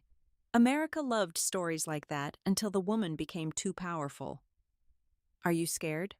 Lottie asked softly. Chloe laughed once. "I've been scared for 18 months. Then her expression shifted more seriously. "But I'm more scared of him winning." Silence settled again. Then Chloe reached into her bag and pulled out a thick cream-colored envelope embossed in gold. Lane Capital's official seal. She handed it to Lottie. "What's this, your formal invitation?" Lottie opened it slowly. Elegant script shimmered beneath the light. "Hunter Lane and Lane Capital Group request the honor of your presence at the 10-year anniversary gala celebration. Below it, celebrating legacy, vision, the future." Lottie almost laughed at the irony. Legacy, vision, the future. Hunter always loved beautiful words covering ugly systems. She closed the invitation slowly, then looked directly at Chloe. "When this starts," her voice stayed calm now, "we finish it." Chloe nodded once. No hesitation. Outside, thunder rolled somewhere over Chicago, while the hidden underground empire beneath Lane Capital hummed quietly around them. And for the first time since the gala that destroyed her marriage, Lottie Lane finally understood something clearly. Hunter Lane had spent years building a kingdom out of control. Next Friday night, that kingdom would burn. The Lane Capital. 10-year anniversary gala looked less like a corporate event and more like royalty celebrating itself. Crystal chandeliers poured golden light across the grand ballroom of the Blackstone Grand Hotel, while live violinists played near towering floral arrangements imported from Paris that morning. Everything screamed power, money, control, exactly the kind of world Hunter Lane had spent his life mastering. Lottie stood alone in the presidential suite upstairs, staring at her reflection, while a stylist adjusted the final pin in her hair. The woman in the mirror barely resembled the version of herself from 6 weeks ago. That woman had walked into rooms trying to be loved. This woman walked into rooms prepared to survive them. "You look stunning, Mrs. Lane," the stylist whispered. Lottie almost smiled. Stunning, beautiful, elegant. People always complimented women on how gracefully they carried pain. Her phone vibrated softly on the vanity table. "Chloe, security is heavier than expected." Another message followed immediately. Hunter moved private servers into the ballroom level. Lottie's pulse tightened. Of course he did. Some instinct inside Hunter must have sensed danger, even if he didn't fully understand it yet. She typed carefully, "Can we still do this?" A long pause. Then, "We don't have another chance." The stylist finally stepped away. "You're ready?" "No," Lottie thought. "I'm terrified." But fear and readiness weren't always opposites anymore.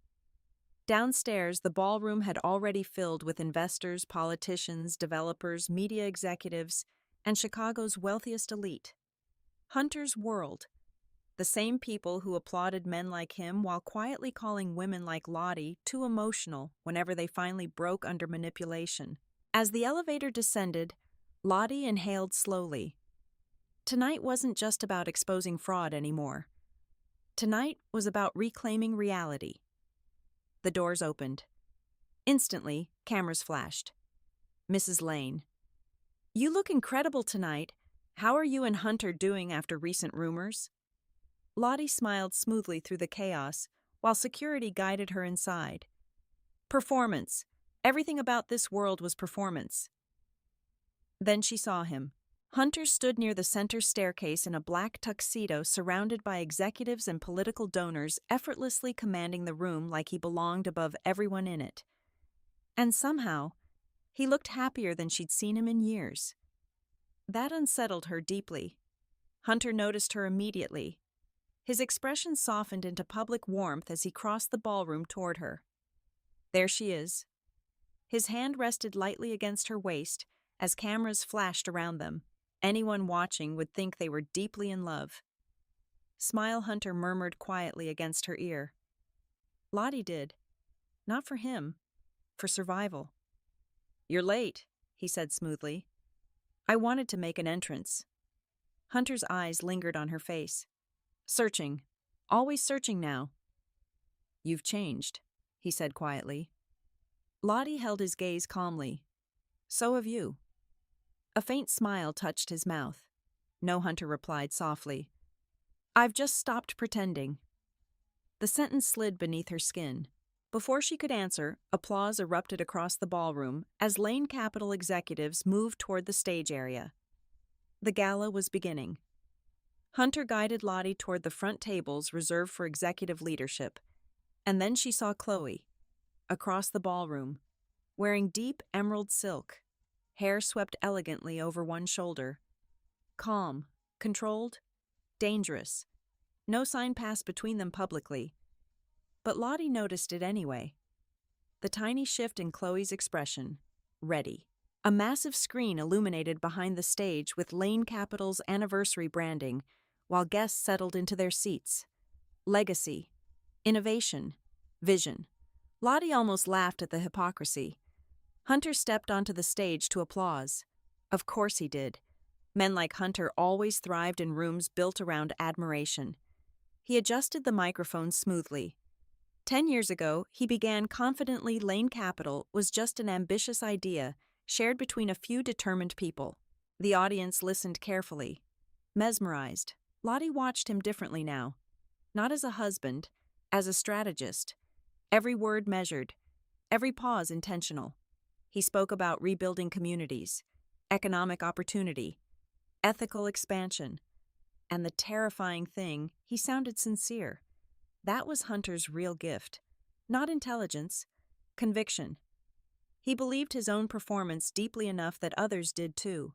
The speech continued while waiters moved silently through tables serving champagne. Then Hunter said something unexpected. Tonight, he announced, is not only about celebrating the company. Lottie's stomach tightened instantly. Hunter's eyes found hers across the ballroom. It's also about honoring loyalty. No. No, no, no. Something was wrong. Hunter smiled warmly toward the audience. My wife Lottie Lane has stood beside me through every stage of this journey. Applause erupted immediately. Lottie forced herself to smile while panic started crawling up her spine. This wasn't part of the plan. Hunter extended a hand toward her. Lottie, he said smoothly, would you join me on stage? Every instinct screamed danger. But refusing publicly would create immediate suspicion. So she stood, elegant, controlled, terrified. The ballroom applauded as she crossed toward him beneath golden lights. Hunter kissed her cheek gently once she reached the stage. The gesture looked affectionate, possessive. Then he turned back toward the audience. Strong companies require strong partnerships, he continued. Which is why tonight, I'm proud to announce a new leadership restructuring inside Lane Capital. Lottie's blood ran cold. No. Hunter reached for a folder on the podium.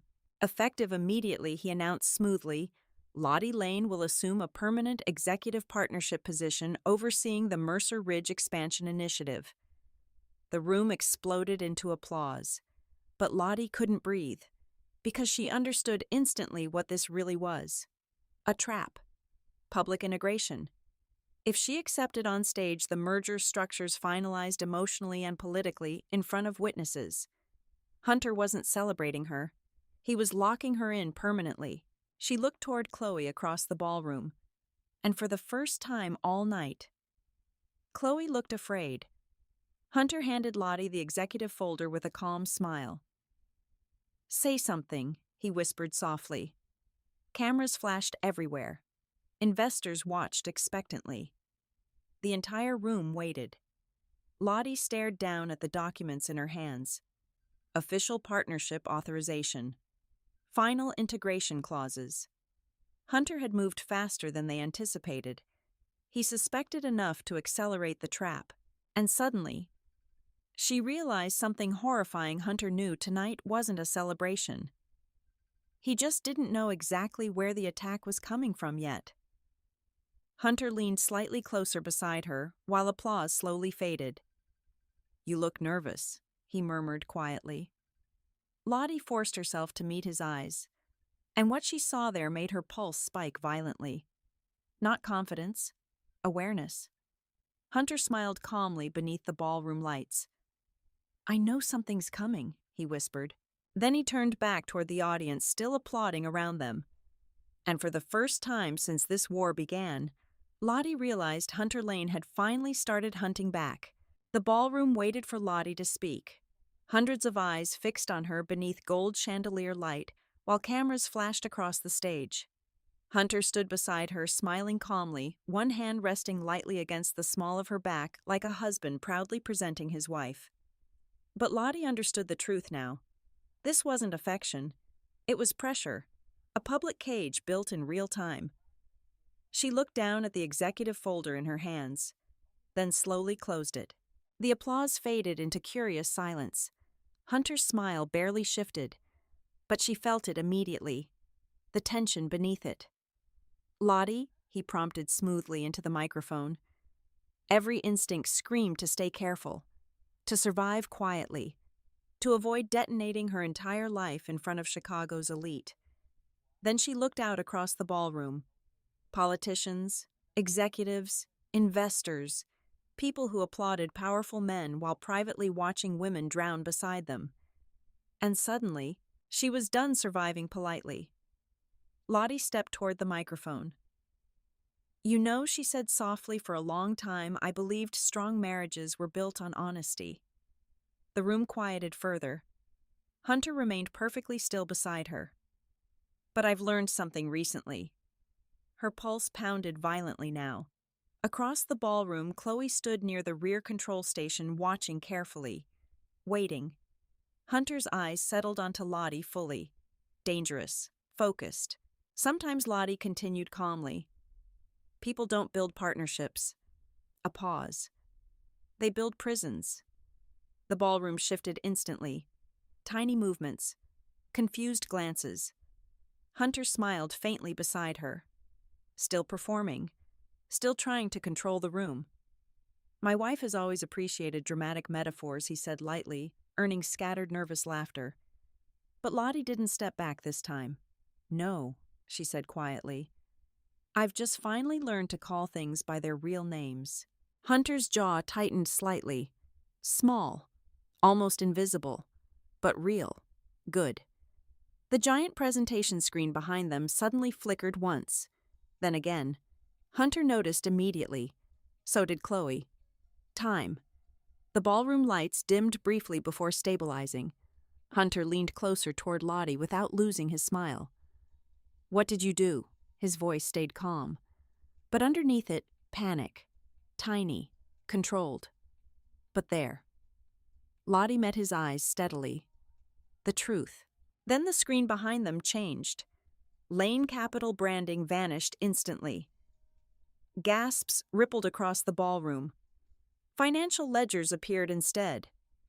Offshore accounts. Shell corporations. Federal transfer records. Project Orchid psychological evaluations. The room exploded into confusion. What the hell is this? Is this real? Turn that off. Hunter stepped away from Lottie immediately, now composure cracking for the first time all night. No, he snapped sharply toward the tech booth. Kill the feed. But the feed continued, because Chloe Mercer stood inside the control station overriding every security lock Hunter built into the system. Her hands moved steadily across the terminal despite security alarms beginning to flash throughout the ballroom level. More documents appeared on screen. Government fraud summaries. Internal executive authorizations. Asset manipulation records. Then finally, the psychological evaluation files, including Lottie's. Silence hit the ballroom like a physical force. Hunter's face changed completely. No warmth, no charm, just fury. Pure controlled fury. He turned slowly toward Lottie. You did this. Not disbelief. Recognition. Lottie's heart pounded violently, but she held her ground. You did this to yourself. Security personnel rushed toward the control station area, but suddenly federal agents entered through the ballroom's side entrances.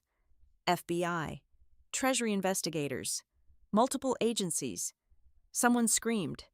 Investors started standing abruptly. Phones appeared everywhere. The perfect polished illusion Hunter built for 10 years shattered in less than 60 seconds. No one leaves the ballroom, one federal agent announced loudly. Chaos erupted instantly. Executives shouting. Politicians demanding explanations. Media guests filming everything. Hunter remained motionless in the center of it all, while alarms echoed faintly overhead. Then slowly, he smiled. The expression chilled Lottie instantly, because men like Hunter didn't collapse emotionally. They adapted. Hunter stepped calmly toward the microphone again. Ladies and gentlemen, he said smoothly, it appears we're experiencing a coordinated internal sabotage attempt. His voice regained composure frighteningly fast. Unfortunately, he continued, one of our former consultants became emotionally unstable after a personal relationship deteriorated. Lottie's blood ran cold. No. Hunter looked directly toward Chloe across the ballroom. There she is. Security and federal agents turned instantly. Chloe froze near the control station. Hunter's voice remained heartbreakingly calm. Chloe Mercer has had extensive access to internal systems for years. Any manipulated records would naturally originate through her channels. The room shifted again. Doubt. Confusion. Exactly what Hunter needed. Lottie realized his strategy instantly. Redirect blame. Sacrifice Chloe. Survive. Hunter stepped closer to the audience. She became emotionally compromised, he explained smoothly. Obsessive. Volatile. The same language. Every time. Weaponizing female emotion. Lottie saw people beginning to believe him too. Of course they did. Because powerful men always sounded rational, while broken women sounded dangerous. Federal agents approached Chloe carefully now. Her face had gone pale. Hunter looked almost compassionate. That was the sickest part. She needs psychological help, he said softly. Lottie's rage exploded. No! The word cut sharply through the ballroom. Hunter turned toward her slowly. Lottie stepped forward. You don't get to do this again. The entire room watched silently now. Lottie's chest rose unevenly. You don't get to manipulate women, she said, voice shaking with fury, then call them unstable when they finally stop protecting you. Hunter's mask slipped further. You have no understanding of corporate complexity. No, Lottie snapped. I understand abuse perfectly now. A heavy silence followed. Then Chloe moved. Slowly, calmly. She stepped away from the control station and walked toward the center of the ballroom, despite security moving beside her. Hunter watched her carefully, still calculating, still trying to find control. Chloe stopped only a few feet away from him. For a moment, the room felt eerily quiet. Then she spoke softly. You know what your mistake was, Hunter? His expression hardened. You taught me too well. Another screen suddenly activated behind them automatically. A hidden recording. Hunter's voice filled the ballroom speakers. Emotionally loyal women are the easiest people to control. The silence afterward felt catastrophic. Every executive, every investor, every politician heard it, clearly. Hunter's face finally changed. Not anger, something worse. Realization. He understood then. This time the illusion wouldn't survive. Federal agents moved toward him carefully. Mr. Lane 1 said firmly, We need you to come with us. Hunter looked at Lottie, then Chloe, and for the first time since she met him, he looked uncertain. Not powerless, not broken, but shocked that control had finally failed him. You think this changes anything? He asked quietly. Lottie stared back steadily. Yes. Hunter laughed once under his breath. Sad. Disbelieving. Then his eyes settled on Chloe. You were nothing before me. The cruelty landed instinctively. Automatic. His final weapon. But Chloe didn't flinch anymore. Instead, she answered calmly, You taught me how to build your lies better than you. The sentence settled over the ballroom like judgment. Federal agents escorted Hunter forward while cameras flashed wildly from every direction. And for the first time in 10 years, Hunter Lane walked through a room without controlling it. Lottie stood frozen beneath chandelier light while chaos unfolded around her. People shouting, phones ringing, media already publishing headlines in real time. But somehow inside the noise, she felt strangely still, because the most terrifying man she had ever loved was finally no longer untouchable. And the kingdom he built from manipulation, fear, and emotional control had just collapsed publicly in front of everyone who helped him build it. 3 months later, Chicago looked softer in winter. Or maybe Lottie Lane had finally stopped seeing the world through survival mode. Snow drifted quietly outside the large windows of her new office while morning light settled gently across unfinished design samples, legal folders, and coffee cups scattered across the conference table. The space wasn't luxurious, not like Lane Capital. No marble floors, no giant gold logos, no silent employees terrified of disappointing powerful men. Just honesty, and somehow that felt more expensive than anything Hunter ever owned. Lottie stood near the window holding a warm mug between both hands while traffic moved slowly below. Peace still felt unfamiliar. Some mornings she woke up expecting panic, expecting manipulation, expecting Hunter's cold emotional calculations waiting around the corner. Trauma didn't disappear just because justice happened. Sometimes healing was simply realizing nobody was controlling the room anymore. Behind her, the office door opened. You're here early again. Lottie turned slightly. Chloe Mercer walked inside carrying folders and 2 pastries from the cafe downstairs. Her hair was shorter now, simpler. The exhaustion in her face had softened over the last few months, though traces of it still lingered in certain quiet moments. Couldn't sleep, Lottie admitted. Chloe smirked faintly. You say that every morning, because it's true every morning. They shared a small, tired smile. Not dramatic, not cinematic, just human. That mattered more now. Chloe set the pastries down on the table. Our investors confirmed the final paperwork. Lottie raised an eyebrow. That was fast. Apparently, ethical consulting firms are rare in Chicago. Lottie laughed softly under her breath. Ethical. The word used to sound naive inside corporate circles. Now it sounded revolutionary. 3 months ago, the idea of Lottie and Chloe working together would have seemed impossible.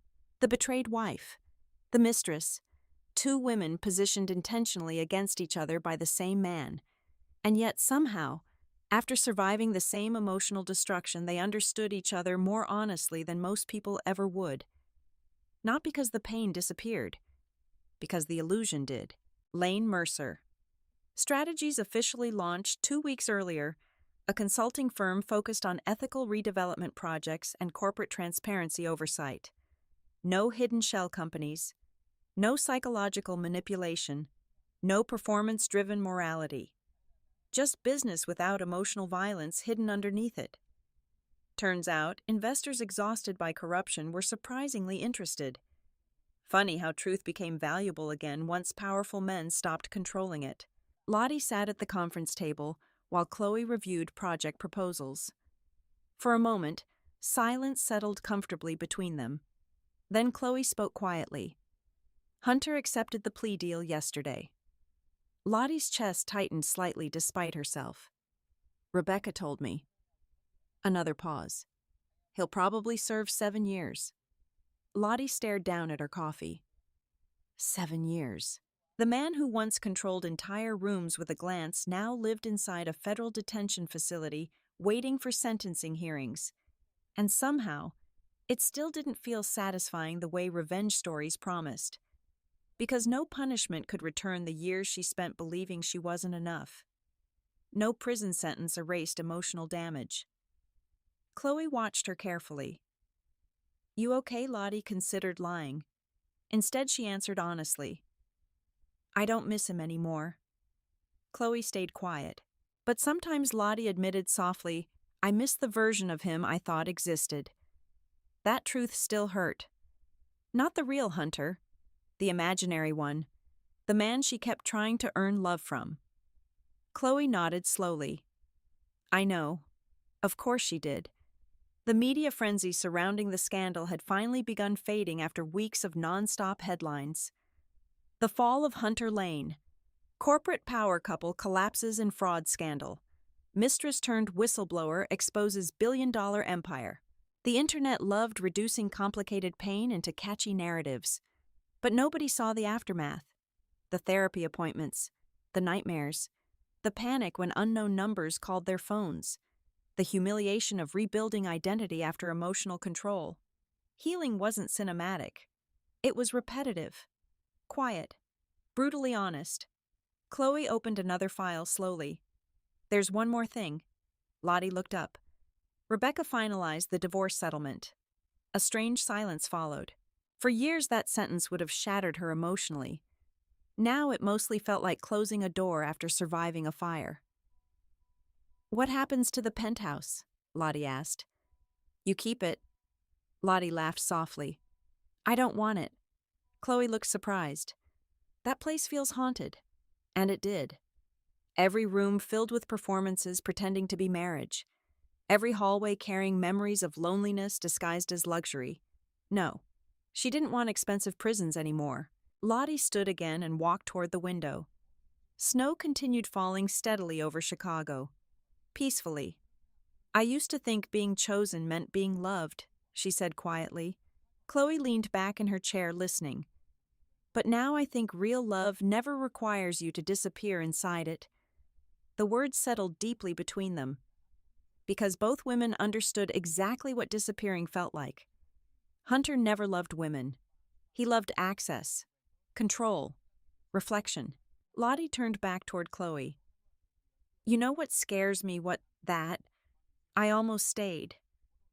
The honesty cracked through the room softly. Even after the gala, Lottie admitted part of me still wanted him to choose me. Chloe's expression softened painfully. That doesn't make you weak. No, Lottie whispered. It makes me honest. For years, Hunter weaponized that honesty against her. Her loyalty, her empathy, her willingness to forgive. But now, those things no longer felt embarrassing. Surviving manipulation without becoming cruel afterward was its own kind of strength. Chloe stood and walked toward the window beside her. Chicago stretched endlessly below them, while snow blurred the streets white. You know, Chloe said quietly, people online still think we hated each other. Lottie smiled faintly. Sometimes I did. Fair. But honestly, Lottie looked over at her. Hunter benefited more from us fighting than either of us ever did. Chloe nodded slowly. That's usually how men like him survive. Silence again. Comfortable this time. Then Lottie's phone buzzed softly. A new client inquiry. Another redevelopment firm requesting ethical oversight consultation. She stared at the message for a second before laughing quietly. What? Lottie shook her head. We're actually building something, not from manipulation, not from dependency, from survival, from truth, from choosing themselves after years of emotional starvation. And suddenly Lottie realized something important. Hunter Lane was never the center of the story. He only believed he was. The real story began the moment two broken women stopped competing for a man incapable of loving either of them correctly. Chloe picked up her coffee. To new beginnings. Lottie looked out across the city one last time before softly clinking her mug against Chloe's. To never shrinking ourselves for power again. Outside snow continued falling across Chicago while the city moved forward beneath it. And for the first time in years, so did Lottie Lane. Some people think betrayal only breaks your heart. But the truth is, betrayal can slowly erase your identity if you stay in it too long. Lottie spent years believing love meant patience, sacrifice, and understanding. She kept shrinking herself to fit inside a marriage that was built on control instead of care. And like so many people trapped in toxic relationships, she confused survival with loyalty. She thought if she loved harder, stayed calmer, became less difficult, things would finally change. But the most painful lesson in life is realizing that some people never wanted your love. They wanted your obedience. What saved Lottie wasn't revenge alone. It was awakening.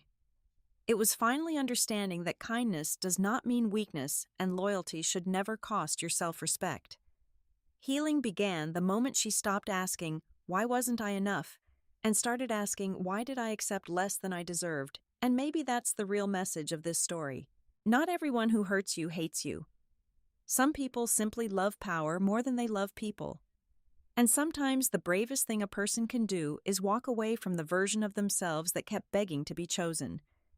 Because real love never asks you to disappear. Real love does not humiliate, manipulate, isolate, or control. Real love feels safe, honest, free. And no matter how broken someone leaves you feeling, your life is not over after betrayal. Sometimes your best chapter begins the moment the illusion finally collapses. If this story touched you in any way, share your thoughts in the comments. Which moment hit you the hardest? And have you ever had to rebuild yourself after trusting the wrong person? Don't forget to subscribe for more emotional stories about healing, self-worth, betrayal, resilience, and finding your way back to yourself.